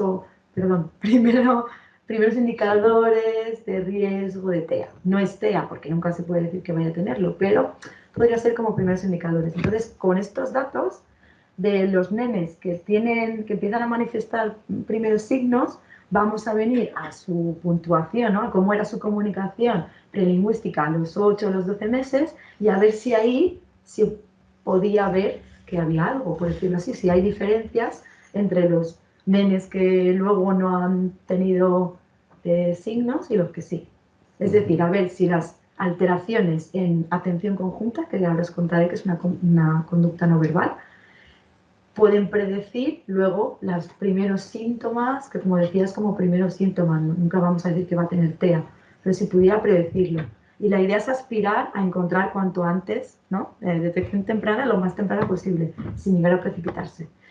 Porque, de hecho, esta conducta también se puede ver alterada en condiciones de trastorno del lenguaje. Entonces, sí que es verdad que sí que se ha visto que en nenes con TEA tienen dificultades para esto, pero también con nenes que han tenido cuestiones de lenguaje. Entonces, es muy complicado ponerse en un punto de intentar detectar lo más pronto posible sin precipitarse. Entonces, la atención conjunta es la capacidad de compartir la atención 2 personas hacia un punto. Por ejemplo, aquí tenemos adulto y bebé. De hecho, el bebé está señalando, a lo mejor hay una foto, una imagen, no sé, una situación típica de ¡ay, mira la luna! ¡Ay, mira la luz! ¡A un perrito! Cositas de este tipo, esto es atención conjunta. Y esta conducta que nos parece tan tontina, como que tan banal, tiene muchísima importancia porque está demostrando que tenemos la capacidad de también entender lo que el otro también está atendiendo, estamos compartiendo un interés común y esa es la previa al desarrollo del lenguaje. Bueno, incluso se puede considerar que es desarrollo del lenguaje, ¿no? Porque es necesario que esté para que luego las primeras palabras, por ejemplo, la adquisición de primeras palabras viene de ahí, porque el nene señala, ¡ay, mira, un perrito! Entonces, como que de forma casi espontánea, ¿no? se van incorporando las palabras. O si es el adulto el que dice, ¡mira, la luna! Y así es como, digamos que se aprende. Entre otras muchas, hay que dar muchas circunstancias. Esto es solo una conducta. Esta es la conducta clave, digamos, es la conducta que queremos observar para ver si los nenes con TEA alrededor del año no tienen esas conductas o no es una cuestión de no tenerlas, sino que las tienen en menor cantidad, en menor frecuencia o si las tienen de forma distinta. Y eso sí podría ser un indicador, esa es la pregunta. Porque esta conducta de compartir la atención puede ser con una funcionalidad declarativa, que es porque queremos compartir, ¡ay, mira qué chulo! Mira, la luna, un perrito que decíamos, ¿no? O también lo podemos usar para pedir, ¿vale? Pásame eso. También estamos compartiendo atención. Somos 2 personas que tenemos un foco común, pero en este caso mi intención no es decir, mira qué chulo, sino te estoy diciendo, pásamelo. Entonces, tiene una función muy distinta. Se relaciona con áreas cerebrales distintas y se desarrolla de forma distinta. Entonces, la hipótesis un poco la literatura demuestra que los nenes con TEA sí que utilizan, digamos que sí que se les puede observar conductas de este tipo, de atención conjunta, pero más hacia el lado de la, que se dice protoimperativo, más para pedir que para compartir. De hecho, es algo en las entrevistas con padres, es algo que confunden mucho cuando claro. ellos manifiestan que los niños sí tienen atención conjunta, cuando en realidad lo que no se dan cuenta es que el niño lo está usando como un instrumento, y eso no es atención eso es verdad. conjunta. Entonces, claro, es muy difícil para un padre decirle que te coja de la mano porque no llega a no sé dónde, eso no es atención conjunta. Sí, eso me ha pasado a mí también. A mí mi hijo se comunica. Claro, Él me dice, cuando quiere eso, me dice, cuando quiere eso, a ver, se comunica Claro, la atención muchísimo. conjunta es el placer de compartir algo. Sí, con otro. eso es. No es el instrumento. Es distinto. No es instrumental. Claro. También me han dicho mi niño se comunica mucho porque cuando quiere salir me coge la mano y me la pone en la Ya. puerta. Claro, es una atención conjunta, pero de tipo imperativa o protoimperativa, que es porque hay un objetivo en esa conducta. Porque te necesito como adulto para que me pases eso, o para que abras la puerta, porque me quiero ir. Lo otro sería compartir por el gusto de compartir. Entonces ahí es donde se han visto las diferencias. Aquí tenéis más imágenes de situaciones de atención conjunta, típicas.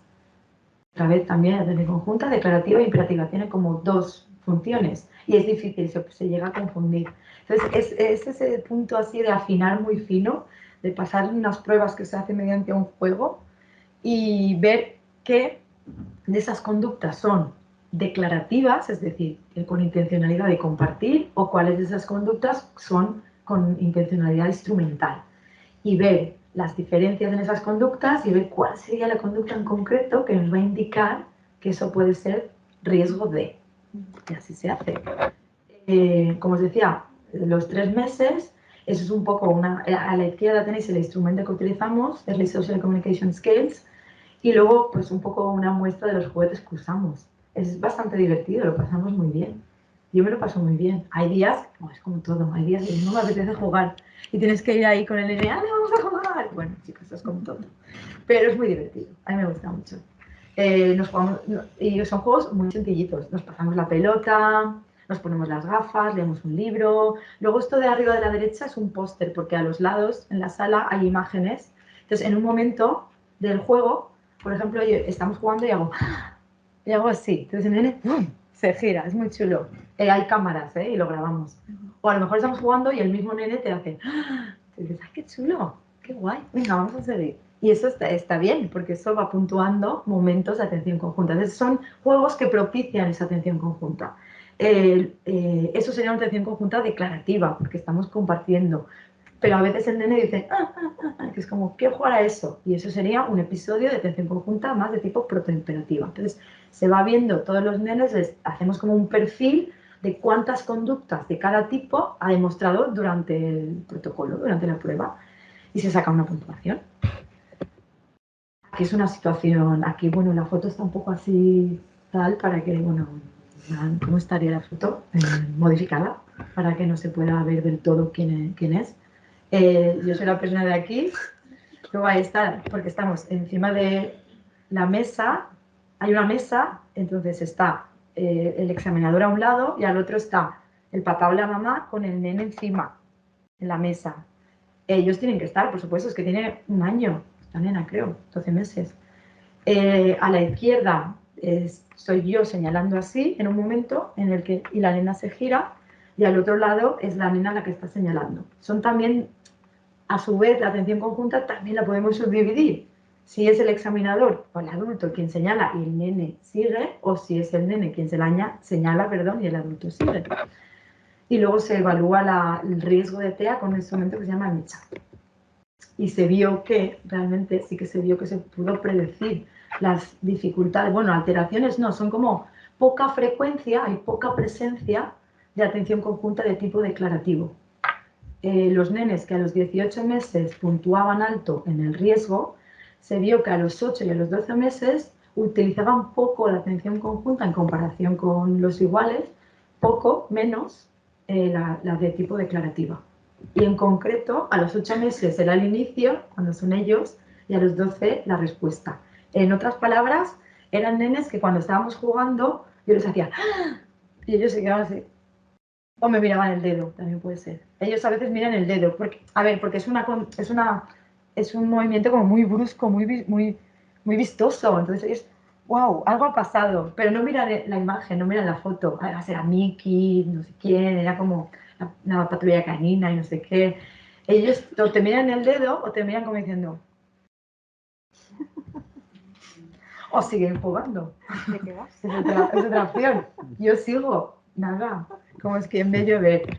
Pues lo seguí haciendo así un poco con tono cómico, pero en definitiva era eso. Eran nenes que es que es una cuestión tan vistosa que rápidamente si yo hago así, de hecho, ahora porque tal, pero si hago así, todo el mundo se daría la vuelta diciendo, uy, ¿qué ha pasado? ¿No? Pues son nenes que eso, a lo mejor esas señales sociales no las perciben con tanta espontaneidad, no es tan natural para ellos, o no les resulta tan natural por su forma de procesar.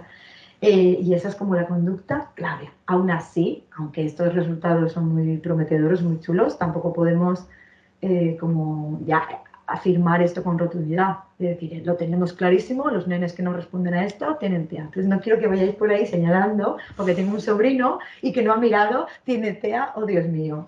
Tampoco esto es tener en cuenta que es una investigación aislada, muy pequeñita, muy humilde, y esto es una contribución.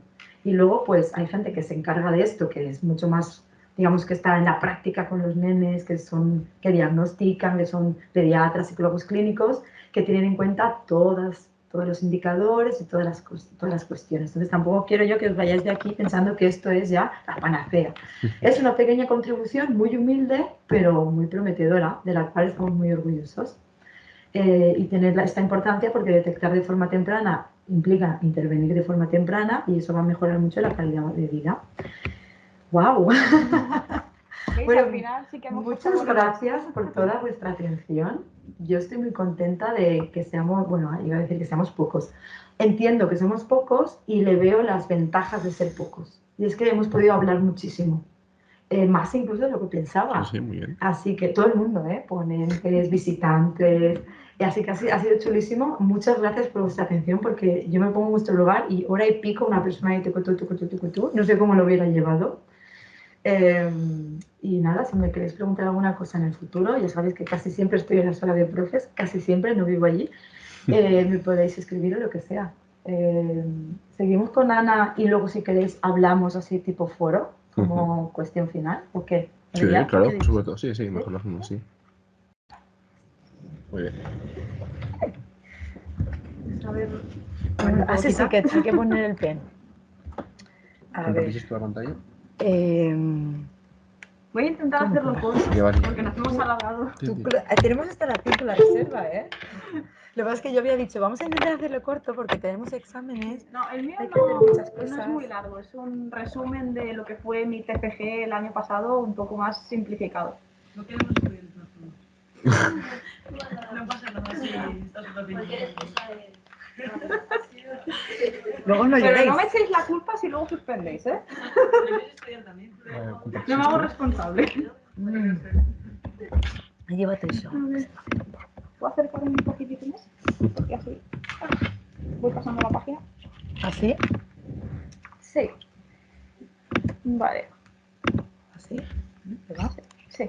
Vale, pues mi TFG del año pasado se basó en el autismo en mujeres, que es un área de estudio bastante nueva para lo que es el tema del autismo, que ya ha necesitado bastante más estudio del que se le ha dado. Justamente en mujeres sí que es algo bastante más nuevo. Y yo hablo en concreto de masking y enmascaramiento. Hablando de eso, voy a quitarme la mascarilla, ya que hablamos de masking. No lo he planeado, pero me estoy agobiando un poco al hablar, entonces me la voy a quitar. Vale, esto ya es lo que os ha dicho Maite antes, básicamente definiciones de APA sobre lo que conlleva tener autismo, ¿no? Trastorno del desarrollo, presente desde el nacimiento, que presenta deficiencias en la comunicación e interacción social, patrones restrictivos y repetitivos de comportamiento, intereses, actividades. Y como ya hemos dicho antes también, se encasilla pues, de grados del 1 al 3, siendo el 1 el menos grave y el 3 el más grave, por así decirlo. Y tienen a tener dificultad para identificar emociones, no solo las suyas propias, sino a la hora de, por ejemplo, identificar que alguien está triste o que alguien puede estar enfadado. Por eso muchas veces no entienden lo que es el sarcasmo, se lo toman de algo más literal. Ellos generalmente se expresan de manera literal y también se esperan que la gente se exprese de manera literal, no entienden tampoco las medias tintas generalmente, ni entienden que una cosa puede tener un contexto que no es el que se dice literalmente. Y pueden presentar lenguaje colálico y unilateral. El lenguaje colálico es un tipo de lenguaje que no tiene intención comunicativa como tal y pues también puede ser una repetición de palabras o frases sin sentido. Yo he visto casos en el centro de cuando un chiquillo pasaba por una zona sin intención comunicativa, le recordaba una frase que había dicho la madre y repetía la frase que había dicho la madre, o repetía fragmentos de frases o palabras que a él le recordaba el pasar por esa zona, pero sin una intención de comunicarle algo a la madre como tal, sino más con la intención de repetir. Y también usan menos el yo y el tú, se refieren más en tercera persona a las cosas. Y pues como ya hemos mencionado también, el uso instrumental de los adultos, que es por ejemplo, yo te cojo la mano para que me abras un tarro de galletas que no puedo acceder yo a él. Esto no es tanto una intención de comunicarse con el adulto ni de compartir nada, es yo necesito algo, no puedo acceder a ello, sé que tú puedes acceder a ello, así que te utilizo como utilizaría una llave inglesa, por ejemplo, para pues, aflojar una tuerca o lo que sea. Es más una necesidad que una intención de compartir. Vale. Ahora bien, ¿esto es siempre así o es un poco diferente? Pues no suele ser tan rígido. La manera que tenemos de verlo con el DSM-5 es todo muy rígido y es todo muy claro. En casos de autismo no es tan rígido y no es tan claro. Es un espectro. Como ahora se ha cambiado, antes no era tanto un espectro, había muchas más casillas, era como que necesitamos tener una etiqueta para todo. En el autismo es algo más complejo, es un espectro bastante amplio. Y las mujeres generalmente también se muestran de manera distinta. También aclarar una cosa, esto no es solamente en casos de autismo, esto es en general mucho más trastornos mentales. Normalmente también hombres y mujeres se suelen presentar síntomas de manera diferente. ¿Vale? Las mujeres se muestran de manera distinta y se diagnostica aproximadamente una mujer entre 3 varones. Esto ha ido cambiando con el tiempo, dependiendo de los estudios, si son más antiguos o más modernos, este número cambia. Y se diagnostican 1 de cada 9 si tienen lo que se conoce como TEA de alto funcionamiento. Las mujeres también son más sociables generalmente. Y también otro de los motivos por los que es posible, se ha planteado la posibilidad de que se diagnostiquen menos mujeres, es que los estudios generalmente se centran sobre todo en niños, no tanto en niñas. Hay pocos estudios que se centren solo en niñas. Hay más estudios mixtos que, por ejemplo, estudios centrados en niñas. Las chicas también tienen superioridad a la hora de los juicios afectivos y saben reconocer mejor las emociones de los demás, incluso las suyas propias. Y también existe el tema de las expectativas de género que se les imponen a las mujeres desde pequeñas, ¿no? Tenemos una idea de cómo deben ser los niños y cómo deben ser las niñas desde el nacimiento. Algunos comportamientos pueden ser más, ¿cómo decirlo?, pasables, aceptados en niños que en niñas. A las niñas generalmente se nos mete una rigidez un poco más grande a la hora de cómo debemos comportarnos, cómo debemos jugar. Y también que la media de edad de diagnósticos de varones en TEA es unos 3 años aproximadamente, y sin embargo las mujeres suelen ser diagnosticadas entre la adolescencia tardía y la edad adulta, en casos de alto funcionamiento. Yo he visto casos de una mujer en concreto que fue diagnosticada a los 50 años. Y por insistencia de ella, no tanto por centros médicos ni psicológicos, más porque ella sabía que algo pasaba y que ella quería saberlo. Y fue para ella también un gran alivio el que, ostras, tengo este diagnóstico al fin, tanto por lo que he peleado por descubrir qué es lo que pasa, por qué me expreso como me expreso o por qué parezco ser diferente a mis compañeros. Pues al final, lo sé, al final tengo el diagnóstico, y para muchas personas, aunque para los padres sí que es más difícil aceptarlo, muchas veces para las personas con autismo generalmente lo llevan bastante mejor y suele ser a veces un respiro, sobre todo cuando ya han llegado a la edad adulta.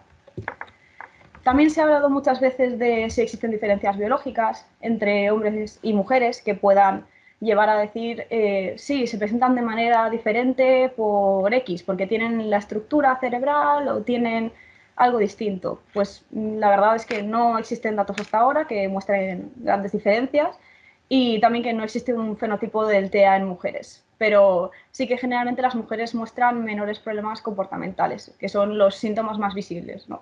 Muchas veces los padres y los profesores, si el niño no molesta, no se le presta una atención en específico. Es la frase que yo más he escuchado, por lo menos. Y pues también se ha hablado si hay marcadores biológicos que puedan determinar el autismo, ¿no? pero el TEA es un trastorno muy heterogéneo. Cada persona que tiene autismo es un mundo. Entonces no se puede hablar tampoco de que haya marcadores biológicos. Y esta es una teoría que la verdad no está aceptada como tal, pero me gustaría mencionarla porque es una teoría interesante, que es la teoría del extreme male brain, ¿no? Que es la teoría del cerebro masculino extremo. Y esto afirmaría que los cerebros de las personas con autismo están masculinizados, ¿no? Que a la hora de sus estructuras y las hormonas pues tienen más presencia como si fueran cerebros masculinos, por así decirlo. Pero esta teoría es muy reduccionista y que también, de nuevo, se están usando modelos masculinos de cerebro, de todo para describir a los femeninos, cuando realmente las mujeres necesitan sus propios modelos, no se les puede describir a partir de uno masculino. Y que, sin embargo, sí que como anotación los niveles de testosterona elevados en el desarrollo sí que son fuente de vulnerabilidad a la hora de poder tener autismo, pero que no es algo como que, ostras, tiene testosterona elevada, va a ser autista, no es tanto así. Y luego lo que se centraba sobre todo el trabajo era sobre el enmascaramiento o el masking. Que es tal cual un proceso por el que se oculta la sintomatología autista para aparentar la normalidad. Se habla de poner una máscara porque son personas que tienen sus rituales o tienen sus formas de comportamiento, tienen sus formas de expresarse, pero entienden que no van a ser aceptadas como tal con ese comportamiento o con los rituales y deciden ponerse una especie de máscara encima de ellos. Actúan como una persona que realmente no son. Las personas que hacen masking generalmente no se dan cuenta de que lo hacen y a largo plazo el masking puede generar ansiedad y depresión severas. Las personas también admiten muchas veces perderse a sí mismas y muchas, cuando ya llevan muchos años haciendo masking, afirman que ya no saben diferenciar a la máscara de ellas mismas. Y pues que el masking también es algo que está reforzado por la sociedad, porque estamos con personas que a lo mejor actúan diferente a nosotros, ¿no? Porque como decía Maite también, el nosotros y el ellos. Ellos son diferentes, ellos son raros. La forma de no aceptar al diferente, de forma de aceptar cosas que se salen de mi comprensión del mundo. Entonces, pues reforzamos, incluso muchas veces sin saberlo, que estas personas actúen como lo harían nosotros, como lo haríamos nosotros. Y pese a que el masking puede ser visto como algo positivo, pues se trata de absolutamente todo lo contrario. Y también, como un poquito de anotación, decir, no son solo mujeres las que hacen masking, mi trabajo sí que se basó en eso, pero como anotación, el masking, pese a que está mayormente presente en mujeres, no está solamente presente en ellas. Los hombres también pueden presentar masking, pueden recibir diagnósticos tardíos y también pueden recibir malos diagnósticos que no se adecúen. Pueden recibir diagnósticos que sean diferentes al del trastorno que realmente tienen. Y ya para finalizar, porque he ido un poquito rápido porque no nos queda mucho tiempo. No, pero aquí. no está puesto, pero hay que darle aquí. Vale, pues iba a poner solo un par de minutos de un vídeo de una mujer contando su experiencia. Voy a ver un minutito, si me lo permitís, el tiempo que me lo había anotado, porque es un vídeo de 22 minutos y yo no os voy a poner 22 minutos de vídeo. Voy a poner un fragmento. Sí, vale, lo tengo.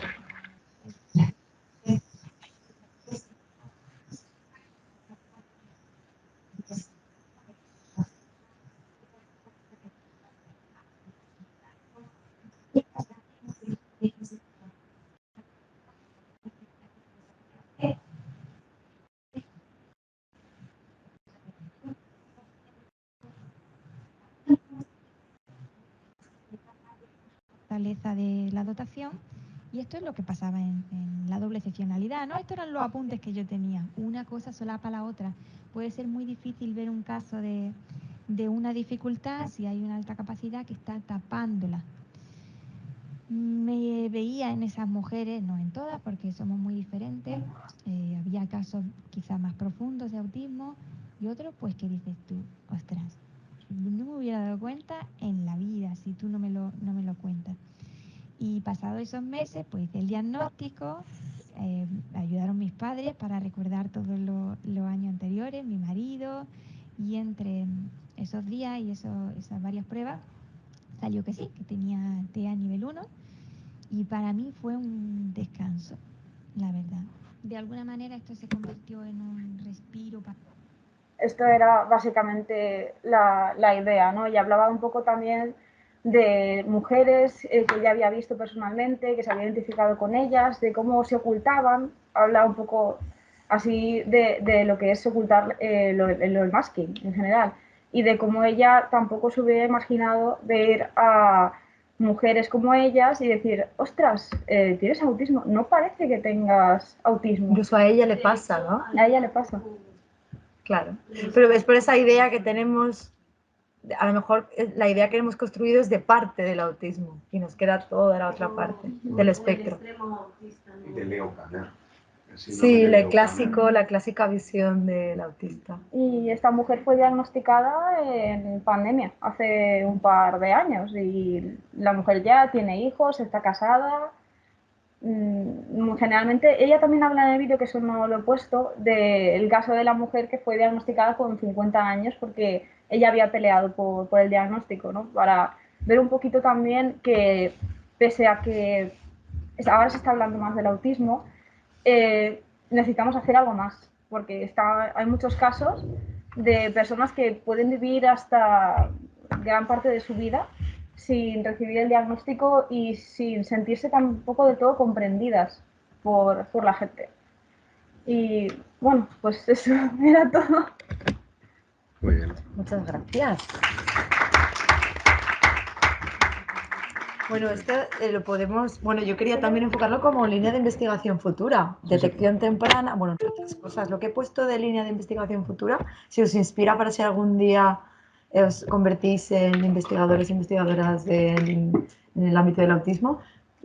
Ahora el tema de TEA y mujeres está muy presente. Detención temprana lleva tiempo, pero todavía hay mucho que ver, y luego cositas como en concreto, ¿no? Cuestiones concretas de acoso escolar y abuso en el contexto escolar, etc. Son líneas futuras. ¿Qué hacemos? ¿Así preguntas, comentarios finales? Sí, ahora si tenéis alguna pregunta, algún tipo de duda que os haya surgido, pues adelante.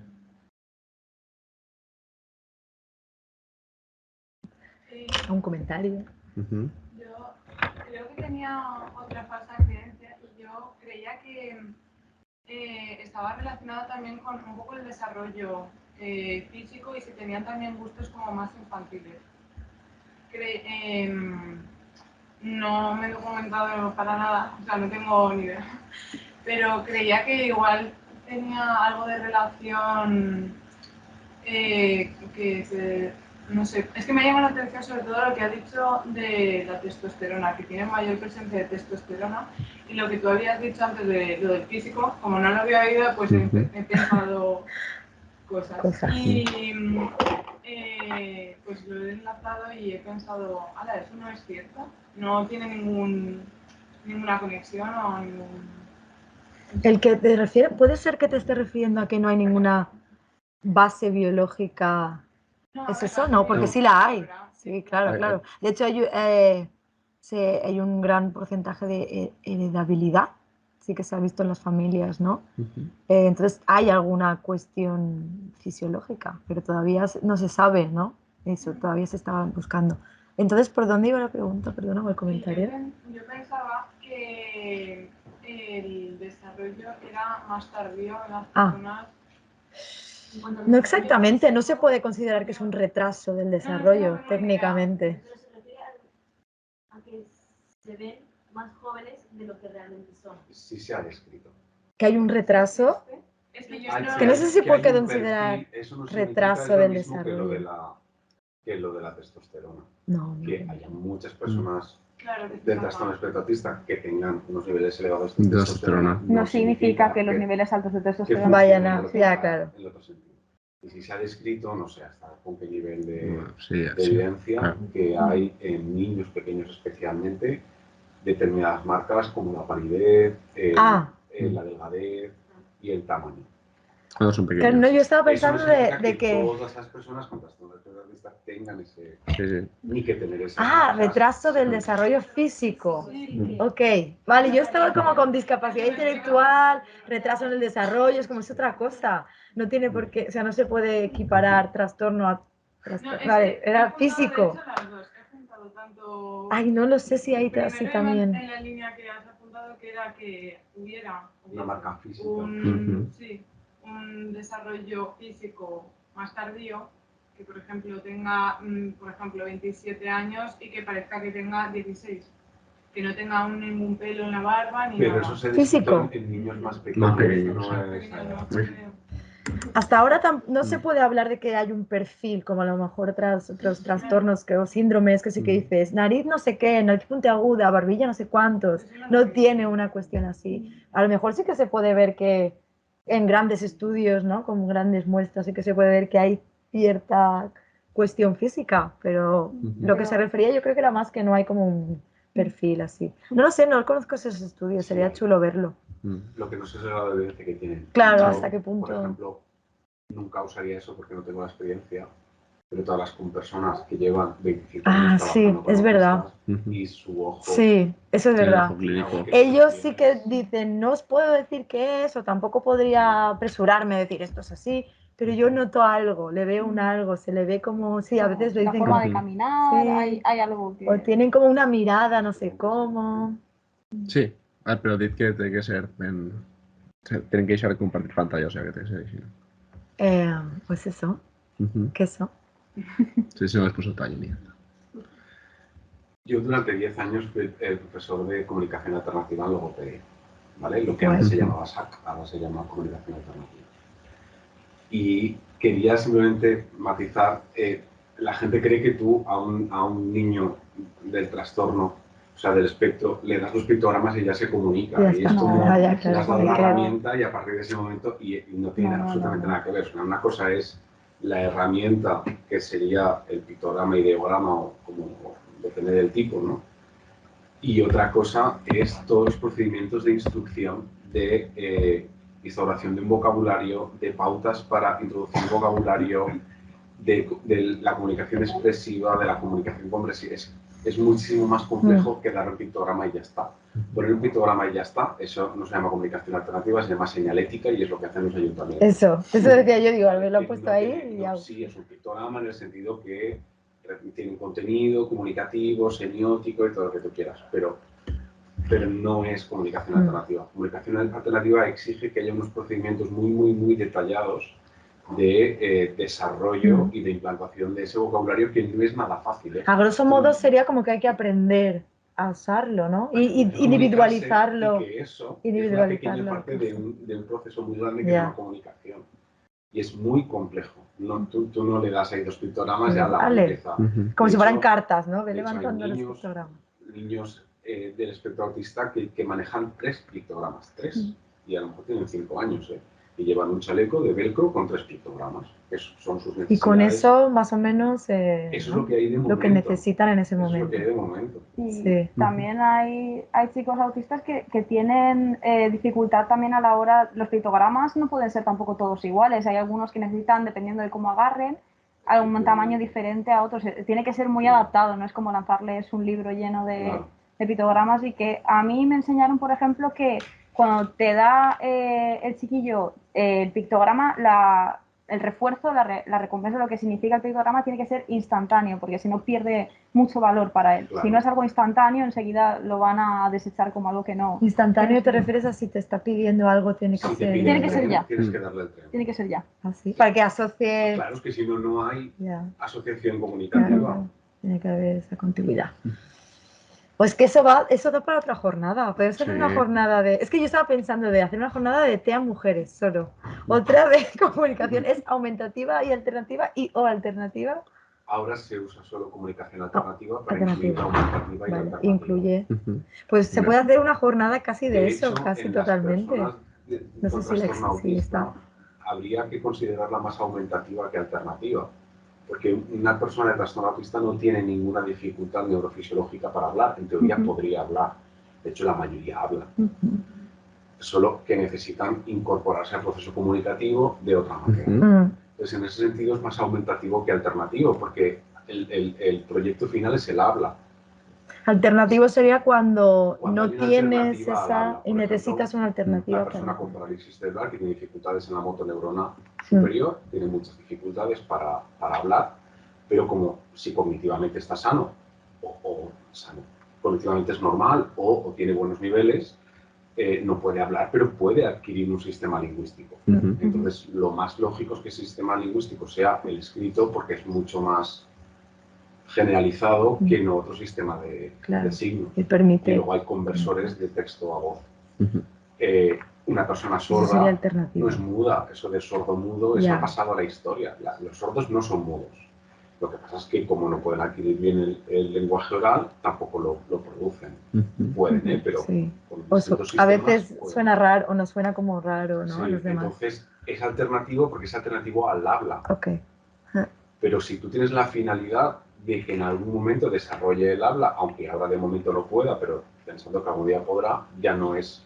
O por ejemplo tiene habla pero con un nivel de inteligibilidad muy bajo y se apoya en gestos o se apoya en pictogramas para mejorar la inteligibilidad de su habla, entonces es aumentativo. Pero hoy en día se usa CA para todo. Comunicación alternativa es todo. La palabra, el término general. Alternativa para todo. Muy bien. Pues HAP es un poco antiguo ya. Se sigue usando, ¿eh? Claro. Pero... Yo digo aumentativo, alternativo, porque es como que me da que incluye todo y todavía no sabía cómo distinguir bien aumentativo y alternativo. Ok. ¿Comentarios? ¿Alguna cosita que quieras comentar más? Al principio, puede ser que habías dicho que era algo del desarrollo neurológico, ¿no? Que es un trastorno del desarrollo, del neurodesarrollo. No se considera una patología, una enfermedad, una dolencia, es un trastorno del neurodesarrollo. Y si es así, ¿hay diferencias físicas en el cerebro? ¿O... Sí, claro. Claro, hay distintas formas de procesar, distintas formas de funcionar, sí. Me refiero a si se pueden observar con algún sí, tipo de claro, estudio. sí, hay muchos estudios también que estudian a nivel fisiológico. Lo que pasa es que tampoco se puede establecer un patrón así único para todas las personas con TEA. Esa es también la cuestión. Un patrón no significa que lo puedas cambiar. Ya, y que tengas un patrón tampoco significa... que llevan años y años y años de investigación neurofisiológica y que no sirve de nada. Sí que hay diferencias, pero claro, está bien saberlo, ¿no? Porque a lo mejor te acerca a conocer un poquito más el trastorno. Pero luego tampoco hay, no todas las personas con TEA tienen el mismo patrón, pero sí que hay estudios a ese nivel. No, preguntaba por el hecho de si es algo que se tarda tanto en diagnosticar. No, claro. Imagino que no es tan exacto. No nos lleva, si nos llevara, si supiéramos cuál es el patrón concreto, a lo mejor eso ayudaría muchísimo al diagnóstico. Pero como no lo es, no se puede. Caso, la mayoría de pruebas neurofisiológicas exigen una tarea y tú no le puedes pedir a un niño de 5 meses una tarea. Una tarea de denominación, por ejemplo, una tarea de lectura, una tarea de... para poder calcular las variables neurofisiológicas. Por ejemplo, con bebés sí que se hace mucho con... hay un aparatito que va siguiendo la mirada del bebé. ¿Cómo es? Eye-tracker. Eye-tracker, sí. Y luego también tienen registros de algunos medidores a nivel fisiológico y van viendo cómo la exploración de las salas, por ejemplo, es distinta. O cuando están en interacción, un bebé muy pequeñito de 6 meses, cuando está en interacción con un adulto haciendo caritas y no sé qué, la exploración de la cara del adulto es distinta, cómo procesa la cara, la procesa más como una estructura, como un objeto, quizás hablando así muy rápido que con un rostro. Y ahí sí que hay también es una línea futura de investigación, de que a lo mejor por ahí, pero claro, no se sabe tanto como para poder determinar que eso va a ser un indicador ya de diagnóstico. Pero hay algo por ahí. Lo digo para hacer publicidad. Vale, la profesora de comunicación alternativa de ahora en logopedia, la que me sustituyó, bueno, luego me sustituyó una persona y ahora otra, es Mónica, que es especialista en autismo. O sea que yo lo enfocaba más a sordera, también a autismo, pero sobre todo a sordera y parálisis cerebral, y ella lo enfoca más a autismo. Claro. Con TEACH, PECS y toda la metodología. ¿Más preguntas? aportaciones. Bueno, pues Descansamos. sí. Si tienen cara de Yo creo cansancio. que con esto cerramos la jornada del miércoles más de hoy. Antes que nada agradecer a la doctora Montagut y a Ana Llopis que hayan podido venir y hacer gala de sus conocimientos. Hemos intentado. Y nada, también agradeceros a vosotros, que hemos sido poquitos, pero lo que ha dicho antes Maite, que ha sido una interacción muy chula, hemos tenido diálogo durante toda la jornada. Y nada, muchísimas gracias por haber venido. Y a los que nos han compartido desde casa igualmente. Y mucho ánimo con el estudio. Os deseo mucho éxito. Y mucha suerte con los exámenes. Muy bien.